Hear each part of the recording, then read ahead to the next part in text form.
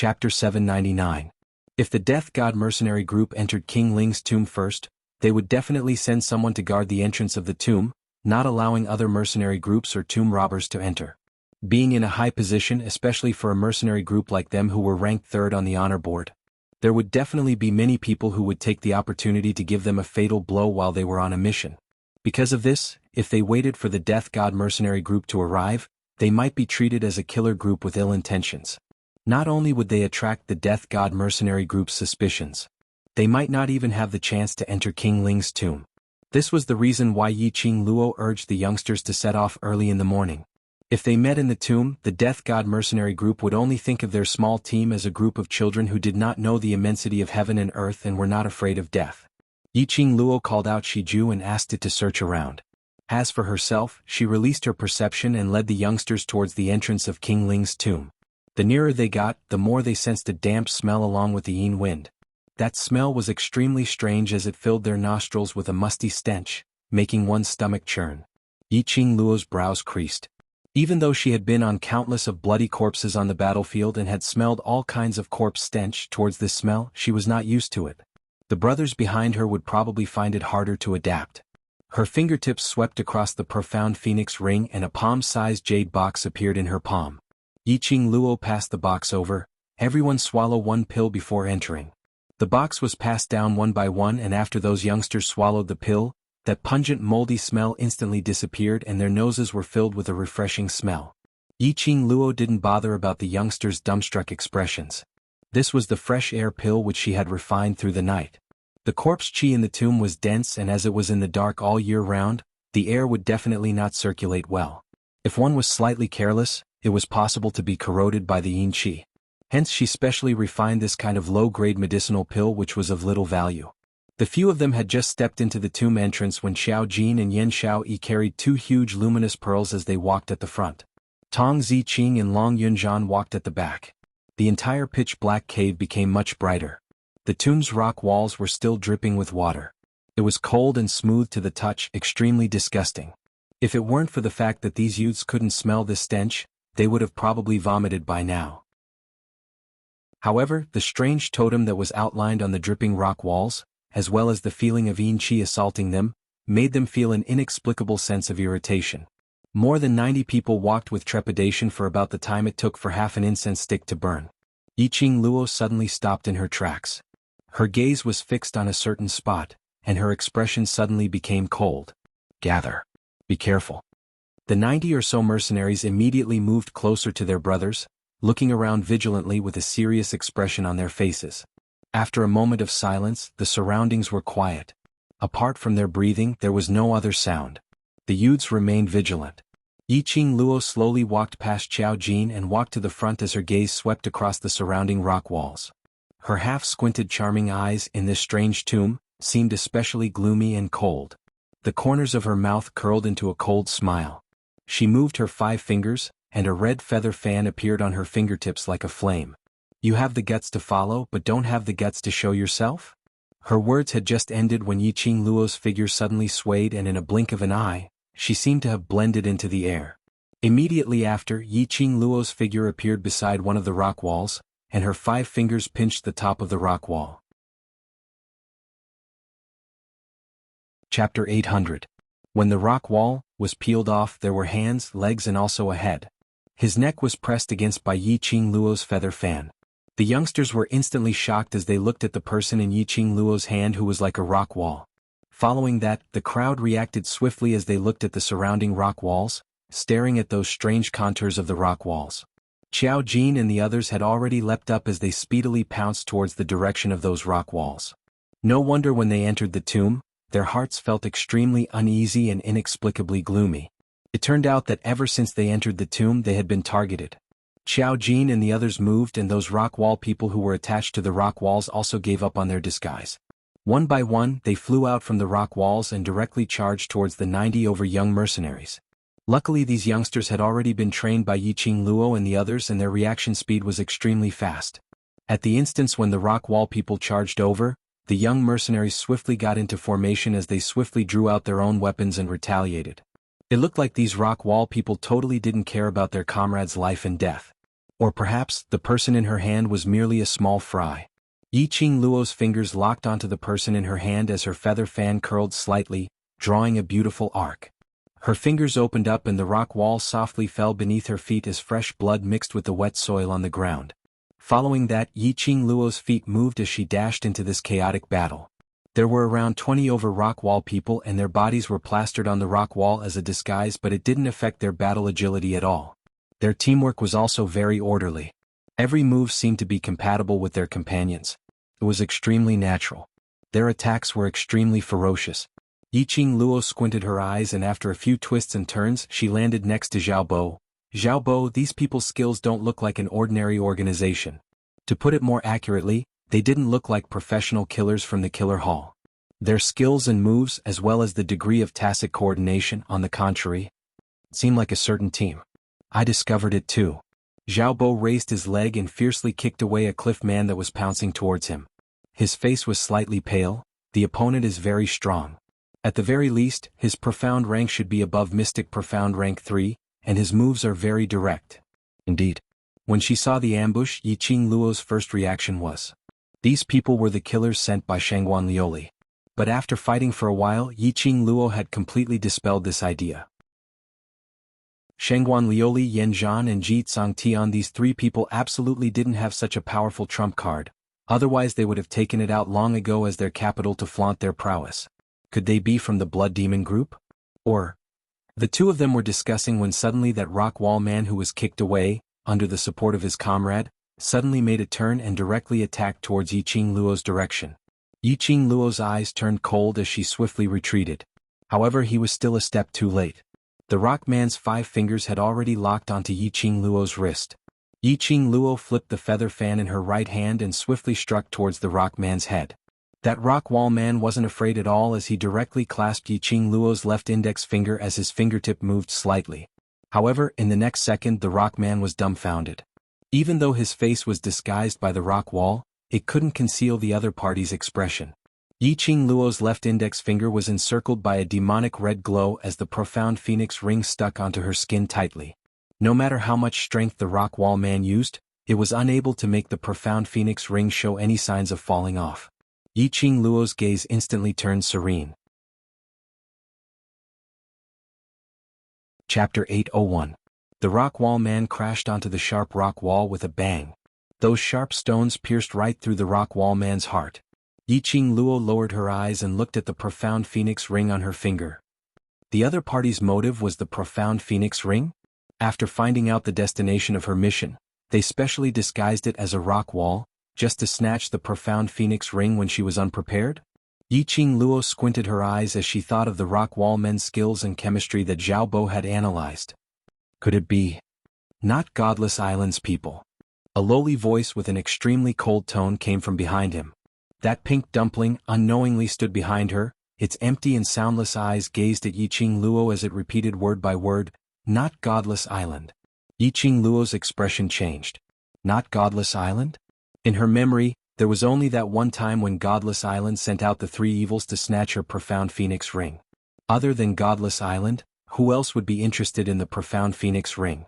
Could it be that the news of her possessing the profound phoenix ring had been leaked out? No. It couldn't be. If the Overlord's profound phoenix ring fell into the hands of a frail young lady, it would definitely be snatched by numerous high-leveled cultivators, who didn't want to possess the Overlord's divine relic. Moreover, Mo Ying's appearance and Godless Island seemed to have some kind of unexplainable relationship. When she first met Godless Island's 3 evils, she met Mo Ying. Today, the moment she thought of whether these people were from Godless Island, Mo Ying immediately denied it. How could Mo Ying be so sure? Qing Luo, you have the soul-chasing powder on you. Long Yunzhan's cold voice revealed a hint of solemnity. He swiftly went forward and grabbed Yiqing Luo's arm. He saw a green glow on Yiqing Luo's elbow, faintly flashing. If one didn't look closely, it was impossible to detect. Yiqing Luo's fingertip brushed past that green glow and indeed a thin layer of powder was swept off. Her half-squinted eyes, under the illumination of the luminous pearl, were suffused with a faint cold glint. The soul-chasing powder, as the name suggested, would chase the soul to the ends of the earth, relentlessly following it. It was used to track a person's whereabouts. He only needed to sprinkle a bit of soul-chasing powder, and he would be able to track that person for up to 3 days. As for the soul-chasing powder, it would melt upon contact with water. The person who had been poisoned by it would not even notice it. "Who were you in contact with last night?" Long Yunjian asked solemnly. "Last night, after leaving the Three Springs sect, she went straight to the old house." "Wait a minute, Three Springs sect?"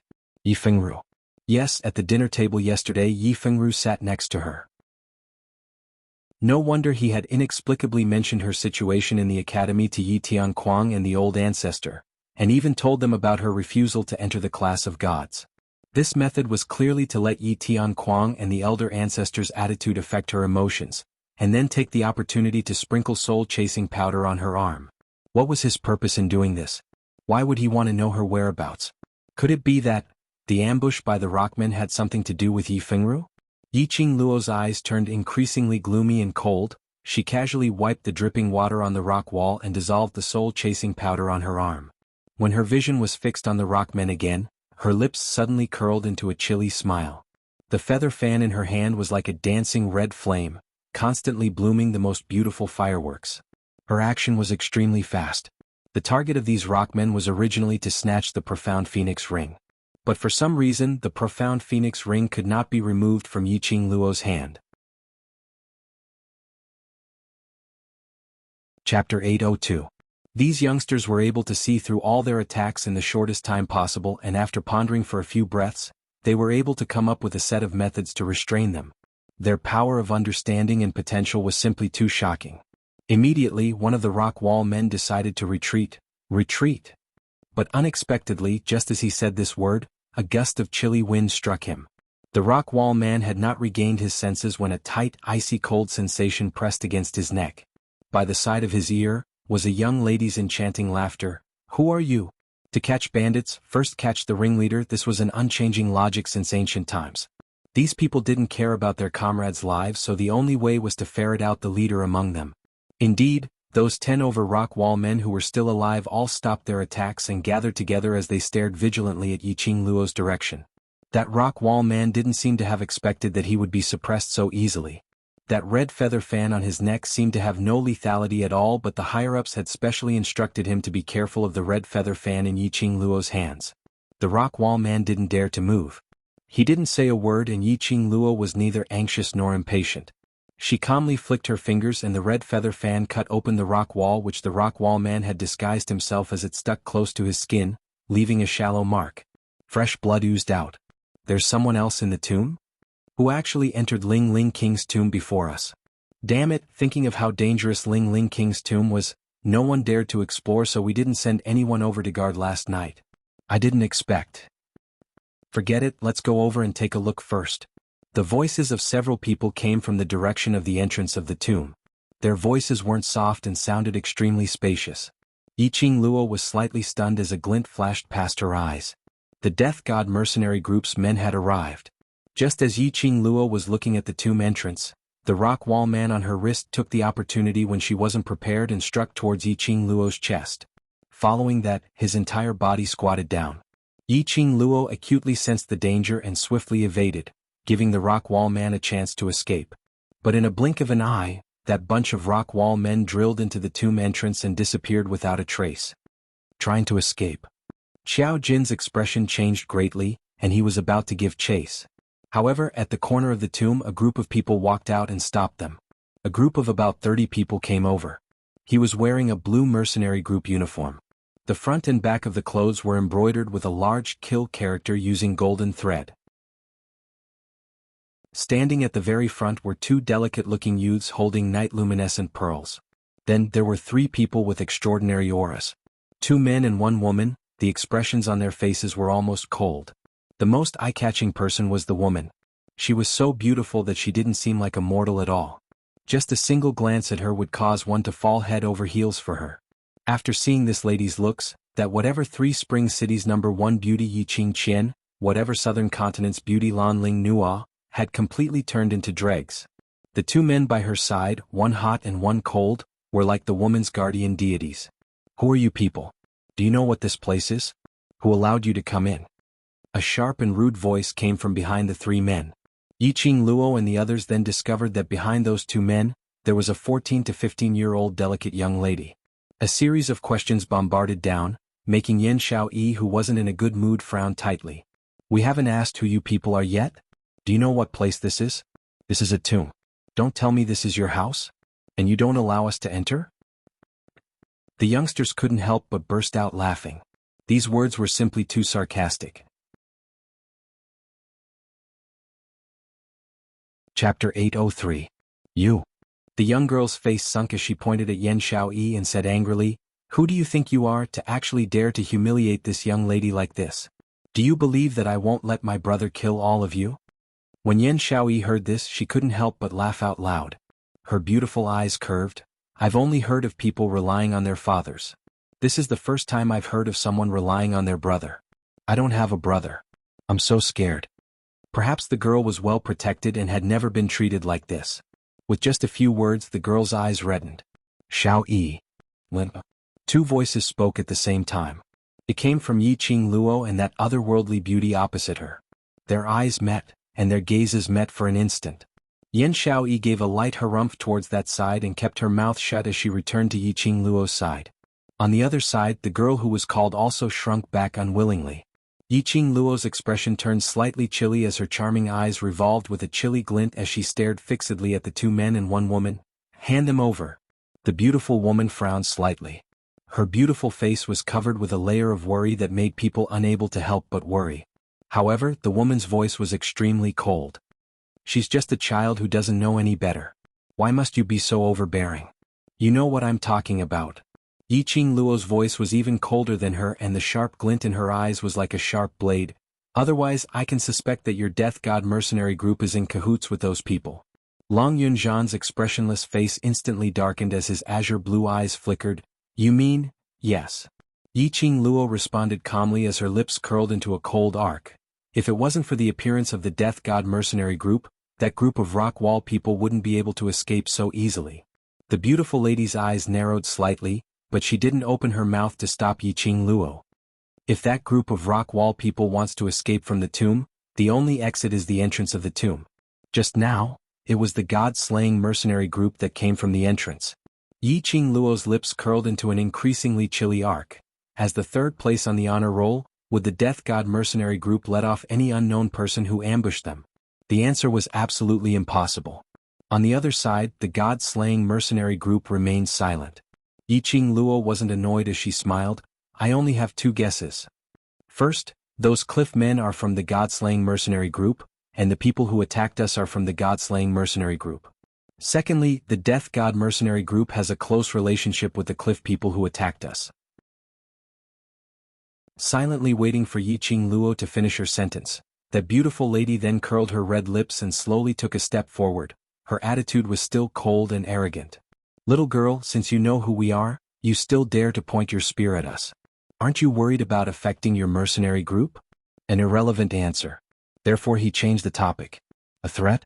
Yiqing Luo chuckled. "Since the Death God mercenary group doesn't dare to deny it, then it means that they have admitted what I said. Since the Death God mercenary group has already targeted my group, why should I worry about whether it will affect my group or not?" To tell the truth, Yiqing Luo really hadn't thought about it. He would clash with the Killing God mercenary group right from the start. However, thinking about it, it made sense. She was able to find out from the 3,000 peach blossoms that the Death God mercenary group was going to King Ling's tomb for a mission. The Death God mercenary group naturally knew that the world group was going to King Ling's tomb for a mission. But what made Yiqing Luo puzzled was, why was the Death God mercenary group's target the profound Phoenix Ring? Chapter 804. After thinking for a moment, Yiqing Luo suddenly came up with a guess. Her expression suddenly became dignified and complicated. "Who is Yi Feng Ru to your Death God mercenary group?" This was the only conclusion Yiqing Luo could come up with. From the beginning, she felt that this seemingly gentle second brother was not as simple as he looked. With just the power of one person, he was able to manage the entire Three Springs sect, and all the expenses were under his control. He was obviously a student of the Heavenly Academy, but he was so low-key that she didn't even know the existence of her second brother in the 2 months she was in the academy. It was enough to show his means. Last night, from the expression of Yi Tianquang and old Grand Madame, she could tell that Yi Fengru had not returned home for a long time. In other words, Yi Fengru knew that she was at home and deliberately came back. His purpose, in addition to sprinkling the soul-chasing powder on her, was also to confirm the ring on her hand? Clap, clap, clap. A crisp applause came from behind the Suicide God mercenary group. Soon after, a slender figure slowly walked out from the crowd. That handsome face that was as gentle as jade. If it wasn't Yi Fengru, who else could it be? The corner of his mouth held the usual gentle smile, constantly applauding, a pair of gentle eyes full of smiles. Worthy of being my seventh sister, so quickly guessed my identity. Yi Fengru's appearance confirmed that what Yi Qingluo said was all true. Second brother? Yi Fengru looked at Yi Fengru incredulously, his eyes widened. Yi Fengru smiled. Eighth brother, long time no see. Yi Fengru was stunned in place, unable to believe that his gentle and elegant second brother was actually a member of the Death God mercenary group who was ranked third on the honor list. And he even colluded with the Death God mercenary group to plot against Yi Qingluo. Yi Qingluo looked at him coldly, her eyes were cold. Does Yi Tianquang know?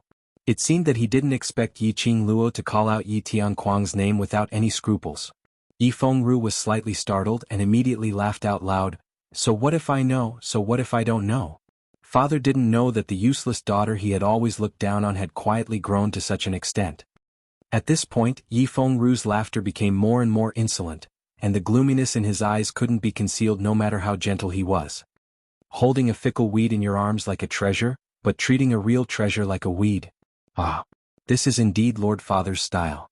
Whoever Yi Tianquang likes to treat as a treasure has nothing to do with me. Yi Qingluo snorted coldly. I'm just curious, why did he make a move on me? If I were to say that I'm simply interested in the ring on Seventh Sister's finger, would you believe me, Seventh Sister? Yi Fengru smiled warmly.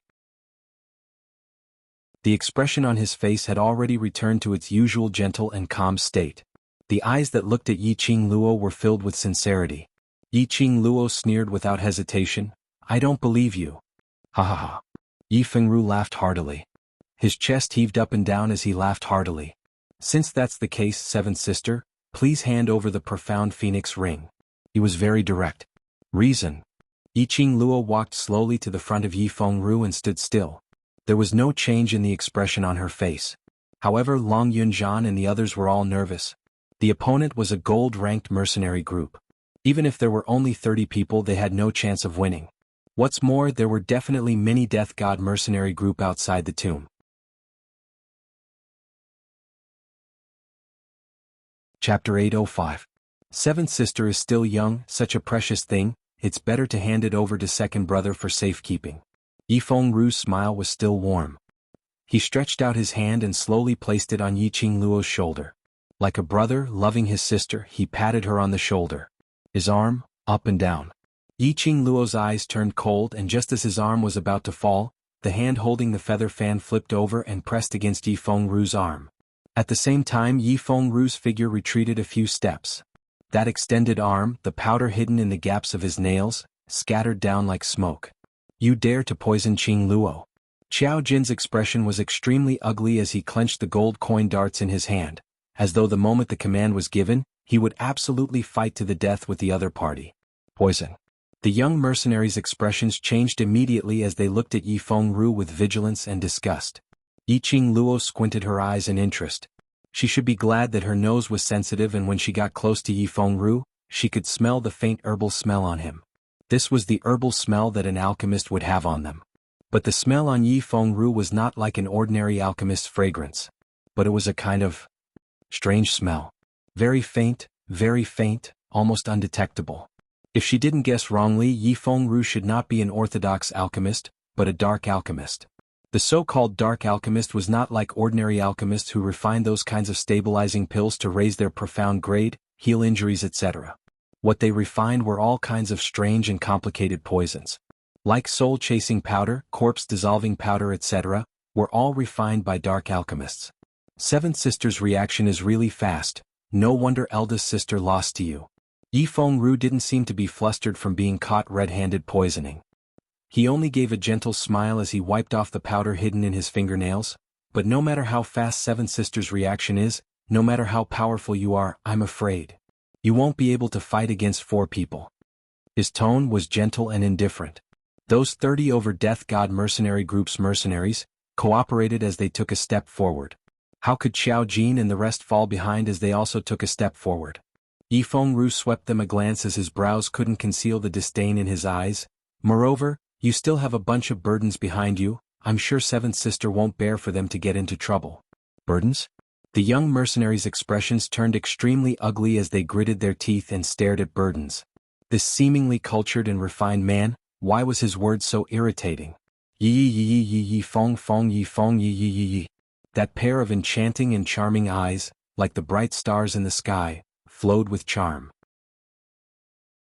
Under the illumination of the luminous pearl, it seemed to flow with an extremely captivating charm. Even Yi Fengru was momentarily absent-minded. His gentle brows overflowed with gloominess as he lost his patience. Second brother is only advising Seventh Sister. A wise man submits to circumstances, to save yourself unnecessary trouble. If we were to start a fight, where are you injured and how many of you die? Seventh Sister will feel heartache, isn't that so? Yiqing Luo seemed as though she had heard a joke, as her slender fingers covered her pink lips, as her long and narrow eyes outlined a sneer of ridicule. Second brother, did you really think that only you know how to poison? She, who was under Ghost Doctor's tutelage and had the 100-pill refining ability, wasn't some orthodox alchemist. She had dabbled in stabilizing pills or poisons and the like.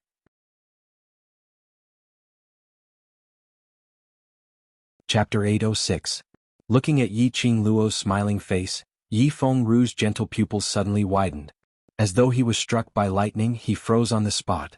The next second, Yi Fengru's hand covered his chest as his face turned pale, as his slender body staggered and fell backwards. Ru. Fengru. Brother Ru. The three people behind, upon sensing Yi Fengru's abnormal state, immediately rushed up to support him. Yiqing Luo, what did you do to Brother Ru? The young lady's hands hugged Yi Fengru's arm tightly. Her face was filled with hatred and resentment towards Yiqing Luo. Yiqing Luo raised her brows, her fingertips brushed past her chin, her pink lips moved slightly as she said word by word, just giving her a taste of her own medicine. I believe, with second brother's ability, it should be no problem to cure this poison. Yi Fengru's breathing suddenly became hurried. The muscles on his face were trembling slightly. The 5 fingers which were pressed on his chest gradually tightened, clenching into a fist shape. The green veins were already bulging. Cure? If he could cure this poison, he wouldn't be in such a sorry state. Yi Fengru only felt a sudden numbing feeling in his heart, followed by a sharp pain as though it was being pierced by needles. Before he could adapt to this pain, his heart suddenly inflated as though it was about to explode any time. Yi Fengru had refined poison for more than 10 years, but had never met such a strange poison. The more he thought, the more obvious the swelling feeling in his heart became.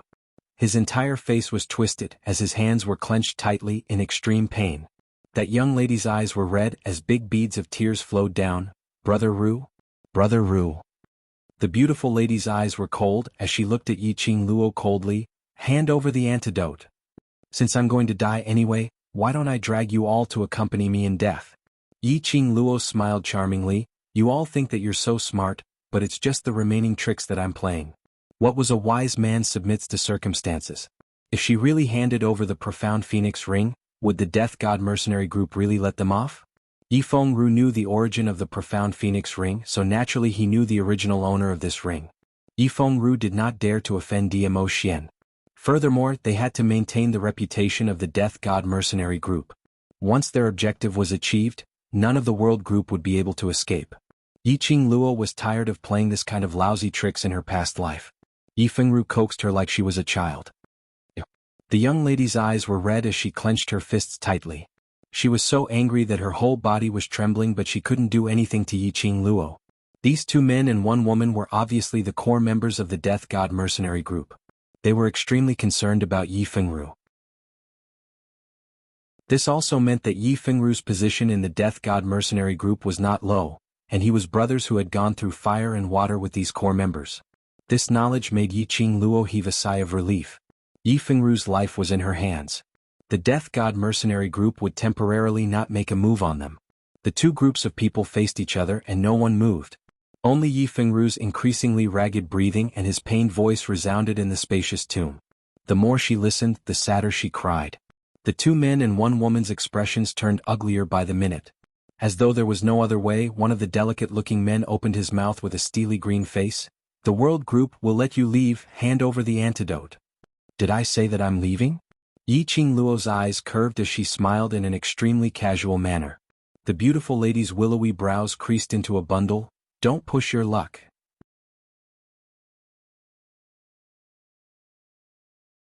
Chapter 807. His words caused those people to choke, their expressions unsightly, but they had no way to retort. Yi Qingluo's gaze lightly swept past Yi Fengru, whose face was filled with pain. Her gaze was indifferent, totally not like she was looking at her second brother, but an insignificant stranger. She didn't care whether he lived or died. The few people in the Death God mercenary group didn't dare to use Yi Fengru's life to bet if Yi Qingluo really didn't care about him, this second brother. Recalling the time when he was in the dark, he saw Yi Qingluo expressionlessly slit the neck of the stone wall man. His technique was skillful and his expression was cold.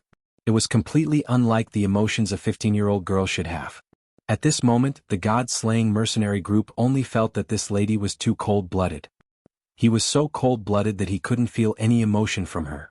After a long time, the beautiful woman lowered her eyes and looked at Yi Fengru, who was leaning against her arm. She opened her mouth and said, "What do you want?" "Mission." Yi Qingluo replied simply, "I need the Death God mercenary group to help us complete the mission." The Death God mercenary group did not participate in the random missions. But they were aware of the situation of this event. The matter of the world group drawing a random scroll which had never appeared in all these years had already spread throughout the entire mercenary world. "What kind of mission did you draw for the tomb of the Ling King?" "Guard the Zombie King." Yi Qingluo didn't hide anything. She had originally planned to borrow the strength of the Death God mercenary group to see if they could complete the mission. Now that such a good opportunity had been presented to her, how could she reject it? "Guardian Zombie King?" The expressions of the two men and one woman instantly turned ashen. They looked at each other and frowned. Up until now, no one has been able to enter the deeper layers of the tomb. The place guarding the corpse kings is in front of the tomb's main tomb. Even we can't reach that place. "You don't need to tell me whether or not you can do it." Yi Qingluo replied coldly, "My motive is to guard the corpse king, you only need to tell me to go or not." The beautiful woman's exquisite and beautiful face was slightly twisted. The three of them looked at each other for a long time without saying anything. They were probably using the mercenary group's emblem to communicate with each other internally. Yi Qingluo didn't rush them as she quietly waited for their decision.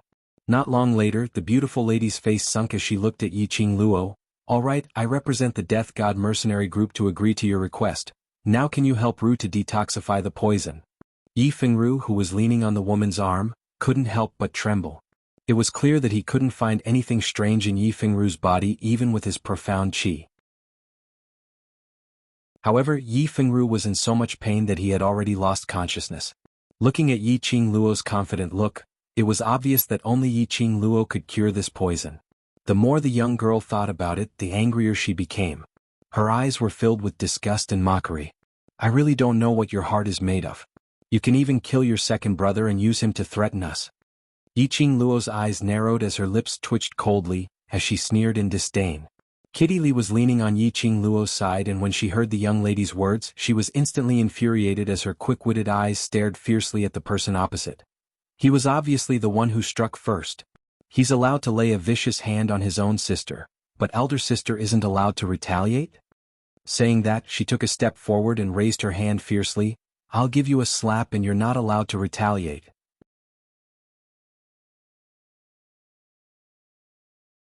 Chapter 808. "Kitty." Yi Qingluo calmly called out to Kitty Li. Kitty Li winked at that young lady and gave a heavy harumph. When she turned back to look at Yi Qingluo, her face was already smiling sweetly like a child. Yi Qingluo pulled Kitty Li behind her and shot a glance at the solemn-looking man's hand as she smiled calmly. "Azura group leader must be careful. If you hurt any part of my brother, I will leave it untouched and let my dear brother suffer the same injury." The man's tightly clenched hand suddenly loosened.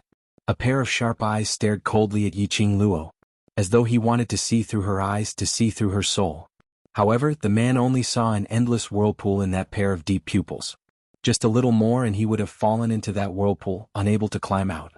Both parties reached an agreement. Yi Qingluo wasn't that silly to help Yi Fengru detoxify the poison. She only helped Yi Fengru to alleviate the pain in his heart. Every 2 hours, Yi Fengru would once again experience the excruciating pain that pierced his heart and bones. Azura mercenary group was naturally infuriated, but there was nothing they could do. After Yi Fengru regained consciousness, he found out that Azura mercenary group had signed an agreement with Yiqing Luo because of him. He clutched his heart, and the moment he thought of that swelling pain earlier, his body couldn't help but tremble slightly, which had already formed an instinctive fear. Yi Fengru had just stood up with the help of two men. When he raised his eyes, he met with a pair of beautiful smiling face. The young lady's smile was enchanting, her long and narrow eyes were extremely charming. Her pink lips opened and closed, her sweet voice, word by word, was clearly transmitted into his ears. "Thank you, second brother, for your advice. If it wasn't for Yi Fengru, Yiqing Luo would definitely not use such means to threaten the Azura mercenary group to cooperate." Yi Fengru heard the sarcasm in Yiqing Luo's words and his body trembled, almost falling onto the ground. This completely explained what was called moving a rock to smash one's own feet. After signing the agreement, Yiqing Luo also found out that the solemn Azura mercenary group leader was called Nangong Firen. That delicate-looking man was called Wei Beilai, the Azura mercenary group's executive group leader. The beautiful woman was called Zi Qianqian, and she was the vice-captain of the Azura group. The 14-year-old girl was Nangong Firen's twin sister, Nangong Lin. She wasn't a mercenary of the god-slaying mercenary group. She just followed them to gain some experience. After understanding everything, Yi Fengru was well rested and could move on his own. The two groups of people headed into the depths of the tomb one after the other. Yiqing Luo made the Azura group walk in front to open up the path, while they followed closely behind about 20 steps to the left. "Qing Luo? Can they be trusted?" Xiao Jin's brows creased as he used the mercenary group badge to transmit his voice. Yiqing Luo's lips curled into a cold arc. "Untrustworthy, but there is still value in using him. With just their strength, it was likely that they would not be able to pass through the layers of traps and formations in the tomb and reach the main tomb." Before Yi Fengru could find a way to save himself, the god-slaying mercenary group could only fulfill their deal. "Everyone be careful in case these hypocrites do something secretly," Yiqing Luo reminded them. The god-slaying mercenary group had always been ranked third on the honor board, so naturally they were arrogant and proud, so how would they be willing to lower their status to deal with these youngsters? Especially when they were threatened by a bunch of youngsters who totally didn't put them in their eyes. It was inevitable that they would use the same method to threaten them. If Yi Fengru had poisoned her brother, Yiqing Luo couldn't guarantee that she had all the antidotes on her. Just as she was saying that, the god-slaying mercenary group who were 20 steps away suddenly shouted angrily, "Not good! There's a riot in the tomb." Immediately following that, the 30 over god-slaying mercenary group's mercenaries turned around and swarmed towards them. The world group's youngsters were immediately on high alert as they displayed a defensive formation. Suddenly, a deafening sound rang out beside his ear.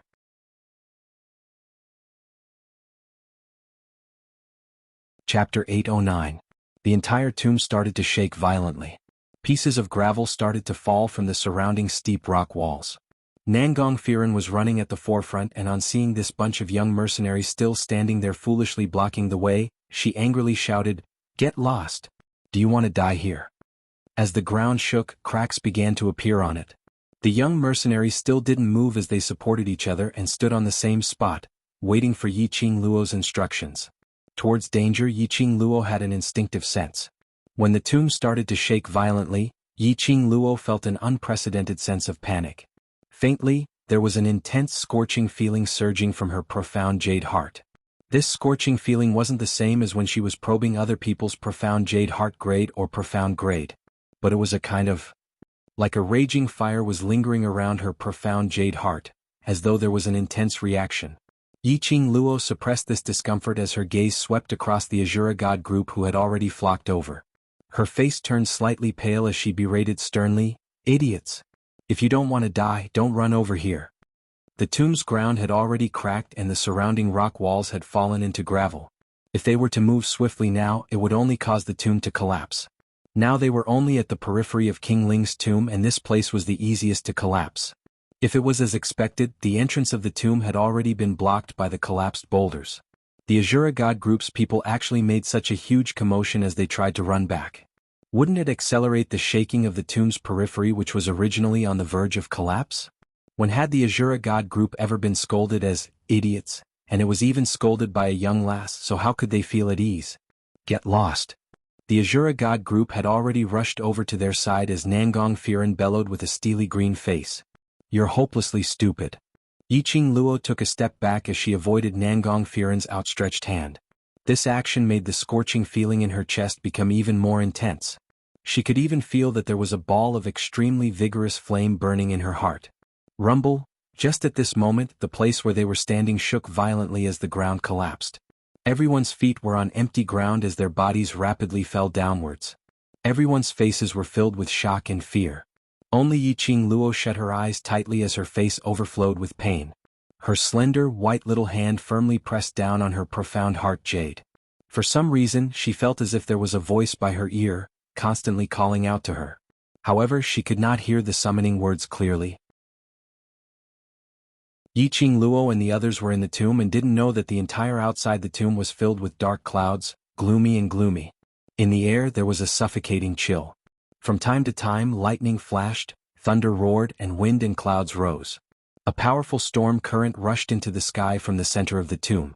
However, in an instant the storm dissipated into thin air and disappeared. The Imperial Palace. This strong movement made Dmo Xian, who was bending over the table and handling some matters, frowned. As he stood up, his gorgeous purple robe fluttered in the wind. His black hair cascaded over his shoulders like clouds and smoke. His slender figure was smooth and incomparably breathtaking. However, the man's peerlessly handsome face and his long and narrow obsidian-like black eyes clearly had a faint demonic charm, but at this moment, there was a thick and cold glint.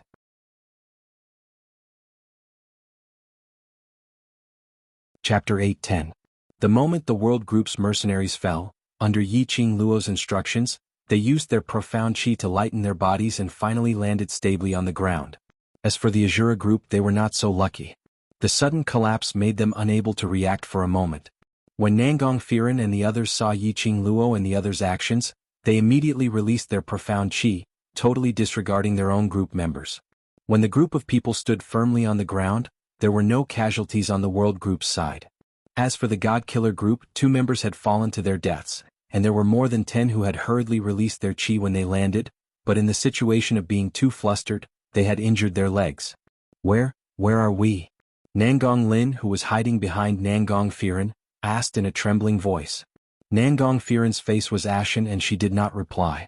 The 2 mercenary groups had met with an accident at the same time, but on their side there were casualties and injuries. On the contrary, the brat mercenary group that they looked down upon was unscathed, and they began to adapt to the current situation in an orderly manner. How could he, the leader of the gold mercenary group, endure this? Captain? Yi Fengru's expression didn't look any better. The night luminescent pearls in their hands had fallen somewhere, and the surroundings were dark. Don't speak. Yiqing Luo suppressed her voice as she spoke in a deep and cold voice. Xiao Yi, where's the luminous pearl? As Yan Xiao Yi and Xiao Jin were falling, they quickly kept the luminous pearl into their space pockets. In a place like the tomb, the luminous pearl was their only source of light. Hearing Yiqing Luo's question, Yan Xiao Yi immediately took out the luminous pearl. The surroundings were faintly discernible under the illumination of the luminous pearls. Then Xiao Jin also took out his night luminescent pearl.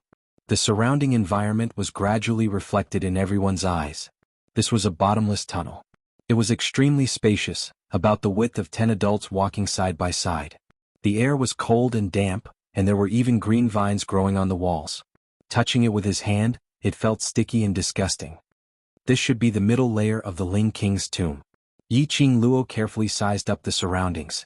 From the emptiness of the voice and the circulation of the air, he could roughly tell. Yiqing Luo's slender brows creased tightly. The Ling King's tomb had always been the most secure place and most people would not enter it. How could the periphery of the tomb collapse? That kind of collapse was like a sudden earthquake. Then the entire tomb began to crack and finally collapsed. Completely, it did not seem like a natural collapse. Instead, it was a collapse caused by the depths of the tomb. Could it be that someone had entered the tomb before them or even reached the lowest level of the tomb, and then triggered some sort of mechanism that caused the tomb to collapse? How do you know that this is the middle level of the Ling King's tomb? Zi Chanshan's beautiful eyes stared coldly at Yiqing Luo as a glint of jealousy flashed past her eyes. Ever since Yiqing Luo appeared, her beauty and her ability seemed to have been crushed by Yiqing Luo till she had no way to retaliate. Zi Chanshan, who had always been the center of attention, could not tolerate another existence that was even more dazzling than her. Yiqing Luo totally didn't bother about Zi Qianqian's question, as she concentrated all her attention on the surrounding environment. Zi Qianqian's face darkened, and an embarrassed look appeared on his face. He arrogantly raised his head and lightly snorted, "You really think that you are the backbone of the group? You casually order others around and spout nonsense. Do you take us for fools?"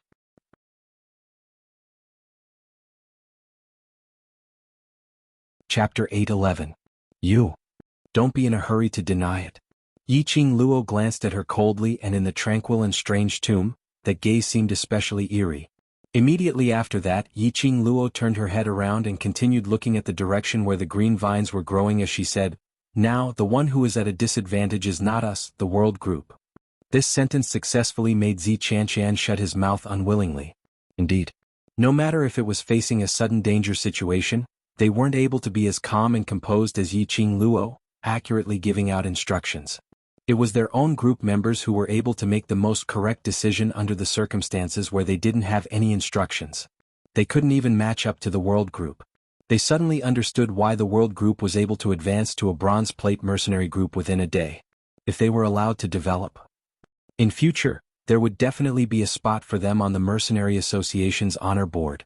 Nangong Firen's expression instantly congealed as she glanced sideways at Yi Fengru. Yi Fengru's face was pale as he shook his head. He didn't know when his cowardly and incompetent seventh sister had become so bold and courageous. Bones. Bones. Human bones. Suddenly a sharp shriek exploded from the crowd. Nangong Lin was hysterically hugging her head as she recklessly charged over. Her petite body crashed into Yi Fengru's arms as her arms wrapped tightly around Yi Fengru's waist. "Brother Ru, these are all dead people's bones." Boo-hoo boo-hoo. Although Yi Fengru had slowed down the poison in his body, but Yiqing Luo hadn't cleared it for him. Now that he was knocked into by Nangong Lin, Yi Fengru felt a piercing pain in his heart. Although it was short, but that piercing pain made Yi Fengru feel a chill down his spine. Without thinking, he directly pushed Nangong Lin away. Nangong Lin was unsteady as she was pushed onto the ground as both her hands stabbed into the sharp rocks on the ground. Missy's delicate skin was instantly melted by the rocks as red blood seeped out. Blood. Yiqing Luo's expression instantly turned gloomy as she berated sternly, "Block up the blood. This is a tomb and human blood is the easiest to attract yin qi." The young lady was in so much pain that her tears kept flowing, but she didn't forget to raise her head, wanting to argue with Yiqing Luo. But the minute she met Yiqing Luo's pair of chilly charming eyes, she was frightened by her imposing manner and didn't dare to say a single word as she directly pounced into Nangong Firen's arms, crying out in a low voice. Nangong Firen frowned and glanced at Yi Fengru coldly. He saw Yi Fengru clutching his heart with a pained expression on his face, as if he hadn't noticed his gaze at all. Nangong Firen frowned and looked away. He quickly took out a handkerchief and stopped the bleeding on Nangong Lin's palm. Nangong Lin was still trembling and tears streamed down her face. It was hard to tell if it was because of the pain, or because she was sad that Yi Fengru had pushed her away. Over the years, thousands of grave robbers and mercenaries have come, but the furthest mercenary group has only reached the middle layer of the tomb. This is enough to show how dangerous the tomb is. Yiqing Luo's voice was extremely cold and calm as she walked slowly to the corpse's bones which had caused Nangong Lin to scream earlier. Under the illumination of the luminous pearl, there were about 100 sets of human bones. Perhaps it was because of the passage of time, many of the white bones had already shattered and the layers of white bones looked extremely eerie and terrifying. Yiqing Luo squatted down expressionlessly as she scrutinized those human bones and continued, "The number of tomb robbers or mercenaries who died in Ling Ling King's tomb is uncountable, so it's not strange to see human bones."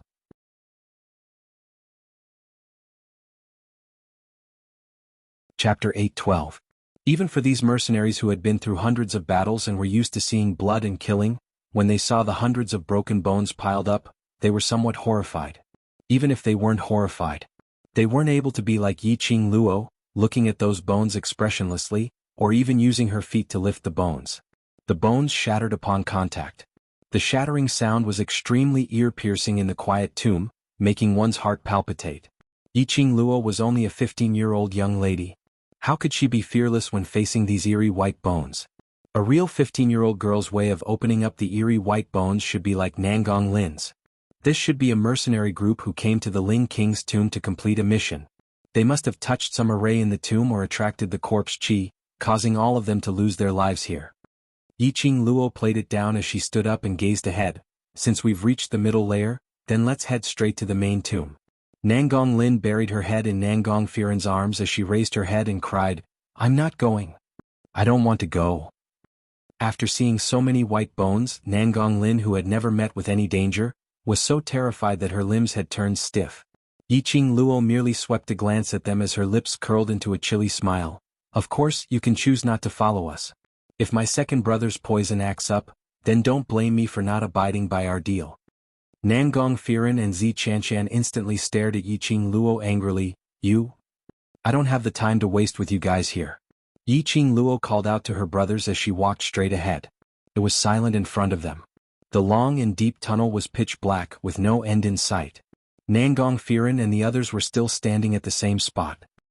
He glanced sideways at Yifeng Ru as he frowned and asked in a deep voice, "Can you cure this poison?" Yifeng Ru didn't reply, but the sound of his teeth clenching and his pale face had already replaced all the answers. Nangong Firen's brows creased even tighter as a cold glint shot out from his eyes. "Then we must follow you to the main tomb." The coldness in his words made Yifeng Ru's face turn paler. Nangong Firen was blaming him. In other words, Nangong Firen was displeased when he pushed Nangong Lin's lower body. Yifeng Ru wanted to explain, but he didn't know how to start. If it wasn't for the fact that he didn't have enough ability, if it wasn't for the fact that he had underestimated Yiqing Luo's ability and heartlessness, then he wouldn't have shot himself in the foot, and wouldn't have ended up being used as a tool by Yiqing Luo to threaten him. Just then a gust of chilly wind blew over. Nangong Lin's entire body was trembling, and tears were already flowing out of her eyes. "I don't dare. Brother, let's leave the tomb, let's go home." Nangong Firen gently patted the woman in her arms and sighed helplessly. "Let her, I'm here. If we leave and your brother Ru is poisoned, you'll cry again." Nangong Lin recalled Yifeng Ru's pained expression, and her whimpering stopped. He couldn't bear to see Yifeng Ru suffer. But if they followed that arrogant woman, it was very likely that they would also become one of the millions of bones. While they were discussing, Yiqing Luo and the rest had already walked far away. The luminous pearl's light gradually went further away, and the tunnel which they were in became pitch black and dim. Not long later, they couldn't even see the expressions of the people around them clearly.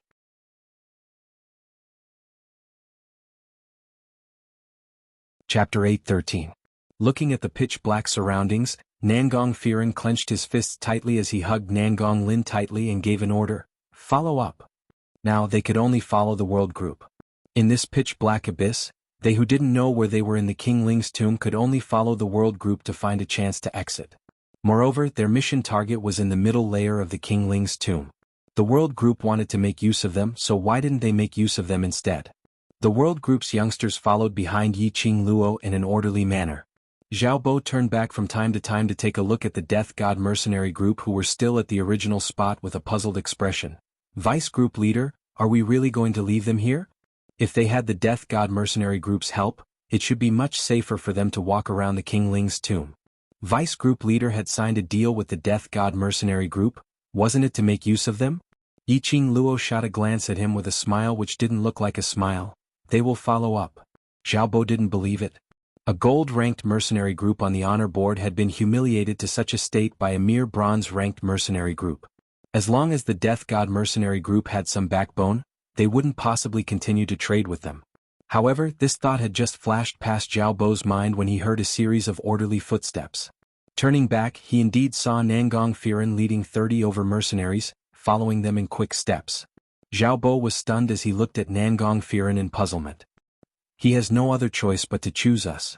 After a few words of interaction, Yiqing Luo could roughly understand Nangong Firen and the other's character. Nangong Firen was someone who cared about the big picture and wouldn't be tied down just because of a small matter. Moreover, the poison in Yifeng Ru's body was something that only she could cure. Towards the Death God mercenary group following them, the world group's mercenaries didn't open their mouths to tease or ridicule them. They only followed Yiqing Luo solemnly. The group of them remained silent as they followed closely behind. The deeper they went, the colder they felt. Under the luminous pearl's glow, the air seemed to be lingering with a thin layer of fog. It was the kind of gloomy fog. It was grayish and extremely terrifying. Everyone stepped on the gravel and the sound was especially ear-piercing under the silent and strange atmosphere. Every sound was like something was ruthlessly pounding on their hearts. He felt an inexplicable palpitation and nervousness. The expressions of the mercenaries of the Azura team became more and more solemn. Their footsteps also gradually became extremely heavy. Nangong Firen also felt the atmosphere as she looked at the expressionless and silent youths of the world group. She clenched her teeth and berated them from the Mercenary Guild badge. Keep your spirits up. You are the elite mercenaries of the Gold Mercenary Group. Don't tell me they can't compare to those bronze plate mercenaries who haven't even grown their hair yet? The mercenaries of the Killing God Guild were scolded badly. Under the glory of the Gold Mercenary Group, they were used to being arrogant and competitive. Naturally, they were not willing to admit that they were inferior to these bronze plate brats. However, in the strange and dangerous tomb of the Ling King, there was an unknown danger ahead. They had no idea what would happen in the next second. How could he not be afraid? Looking at the fearless young faces of the world mercenaries, he could only attribute their fearlessness to the fact that they didn't know what kind of dangerous place the Ling King's tomb was.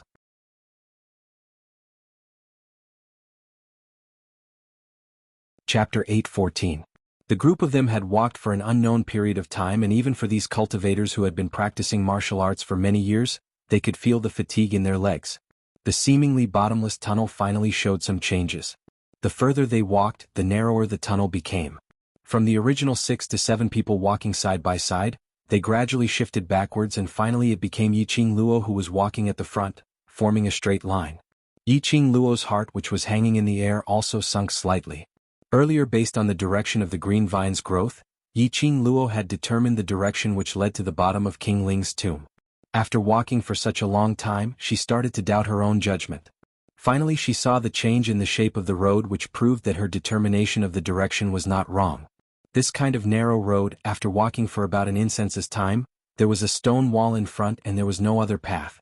Yiqing Luo stood in front of the stone wall and was sizing it up when a young lady's barbaric voice was heard from afar. Hey! Do you know how to lead the way or not? This is basically a dead end. Along the way, Nangong Lin could no longer hold back the anger which had accumulated in her heart. Now, on seeing Yiqing Luo leading a dead end, the disgust in her heart gushed out. A small mercenary group is just a small mercenary group, totally ignorant. You chose this path so casually that I really thought you were sure that this was the exit. You dare to randomly choose a path in the tomb. It's still alright if you meet a dead end, but if you meet with other mechanisms or arrays and cause us to get injured, you will be a sinner. All these knowledge were what Nangong Firen was worried that Nangong Lin would be afraid along the way, so as they walked, she softly taught her some common knowledge on going out for experience learning. Nangong Lin was rather smart, and after she memorized all these, it was just the right time to give Yiqing Luo a tight slap on her face. Yiqing Luo totally ignored Nangong Lin's hooting as her gaze was still on the stone wall, as her half-squinted eyes revealed some seriousness. Seeing Yiqing Luo keeping silent, Nangong Lin became even more complacent as her voice rose by a few notches. The world group's trash. If you want to leave the tomb alive, you'd better follow my brother obediently. Just based on the few of you empty shells, I'm afraid you won't be able to leave even after another 500 years. Lin, Nangong Firen frowned and pulled her sister into her arms. Although she sounded like she was blaming Nangong Lin, she didn't explain what Nangong Lin had just said. In other words, Nangong Firen agreed with Nangong Lin. Yiqing Luo originally didn't want to bother about Nangong Lin. However, the words that Nangong Lin said had angered her. His protective heart was immediately filled with anger. She slowly turned around, her gaze as cold as a torch. There were dozens of people between the two of them. But unfortunately, when Yiqing Luo's gaze fell onto Nangong Lin felt a chill running down her spine as her entire body started to tremble. Following that, they heard Yiqing Luo's cold and indifferent voice rang in the spacious tomb. If you're really that powerful, just leave, there's no need to follow us. Nangong Lin flew into a rage out of humiliation as she struggled free from Nangong Firen's arm and pointed at Yiqing Luo as she berated. If it wasn't for the fact that you, this vicious and evil woman, had poisoned Brother Ru, would we even care about following you? Yiqing Luo's brows rose as the smile in her eyes turned colder. Then ask your brother, if my second brother wasn't poisoned, would he choose to form an alliance? Yiqing Luo intentionally used the word form an alliance. She was giving Nangong Firen a way out. Lin, enough. Nangong Firen naturally wouldn't answer this question as he directly grabbed Nangong Lin's arm and stared at her, indicating for her to shut up.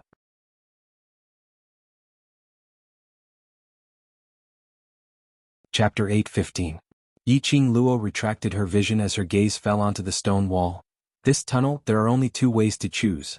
Even if this side is unable to lead to the bottom of the tomb, at most we can just turn back and choose the other side to continue walking. Her tone was light and casual. The Azura group's mercenaries felt that it was especially piercing to their ears. What was called at most we can just turn back. This kind of gloomy place to walk all the way here was already an extremely strong test to their souls. Going back and forth was simply a waste of time. Towards the Azura group's dissatisfaction, Yiqing Luo turned a deaf ear to it. Her attention was completely placed on this stone wall. The top of the surrounding stone walls were covered with green vines and moss, only the stone wall. Although it looked gray and unremarkable, but there wasn't any vines or moss on the stone wall. After gazing for a long time, Yiqing Luo raised her hand and the red feather fan in her fingertips gently touched the stone wall. With just a slight touch, perhaps it was because there wasn't anyone around for a long time and it was corroded by the corpse chi, the broken stones which were attached to the stone wall started to roll down. Yiqing Luo retreated a few steps and when those broken stones were about to fall, she then congealed her profound chi and swept up a whirlwind, sweeping all the broken stones above the stone wall. After the broken stones had fallen, the gray stone wall was clearly reflected in everyone's eyes. That stone wall was suffused with a lifeless black-red color, which was extremely strange. What made one's heart tremble was the totem drawn on the stone wall. That was a man holding a long spear, dressed in battle armor. He should be a peerless hero with a valiant and imposing manner. However, that totem seemed to be covered with fresh blood, looking extremely sinister and terrifying. This is war god Ling Wang? Yiqing Luo narrowed her eyes as she sized up the totem in detail. To be able to carve a human-shaped totem on the stone wall of Ling Wang's tomb, other than Ling Wang there shouldn't be anyone else. Nangong Firen had already led Zi Qianqian and the others past the world group and walked next to Yiqing Luo. After seeing the totem on the stone wall, Nangong Lin gave a shrill cry as she pounced into Nangong Firen's arms. Zi Qianqian and Yi Fengru's expressions were slightly grave as they exchanged glances. Could it be? Ling Wang's main tomb is behind the stone wall? Impossible. Yiqing Luo interrupted their guesses without any hesitation. Zi Qianqian's brows instantly knitted together as her beautiful face was filled with displeasure. Vice group leader of the world group, aren't you a little too conceited? They were a dignified gold medal mercenary group, yet they were repeatedly led by a bronze medal mercenary group. Right from the start, it was Yiqing Luo who was in charge of everything. This kind of feeling made them feel very uncomfortable. According to the information on the tomb of the Lai Ling King, the tomb of the Lai Ling King is guarded by a formation. Yiqing Luo lightly lifted her eyelids. If Azura God Group's vice group leader hadn't investigated the mission's information clearly before setting off for the mission, why not take this opportunity to read through the information on Ling Ling King's tomb, in case you make a fool out of yourself? Zi Qianqian's face immediately turned red. And Yiqing Luo's words made the hearts of the other mercenaries jump abruptly. These youths had investigated the tomb of the Ling King beforehand. In other words, they knew exactly how dangerous the tomb was. They didn't even have the courage of a few young mercenaries? These gold medal mercenaries' pride had suffered a huge blow. Unknowingly, they all puffed out their chests, as no one was willing to admit that they couldn't be compared to a bronze medal mercenary. Yiqing Luo's eyes suddenly flashed as she raised her hand and touched the totem on the stone wall.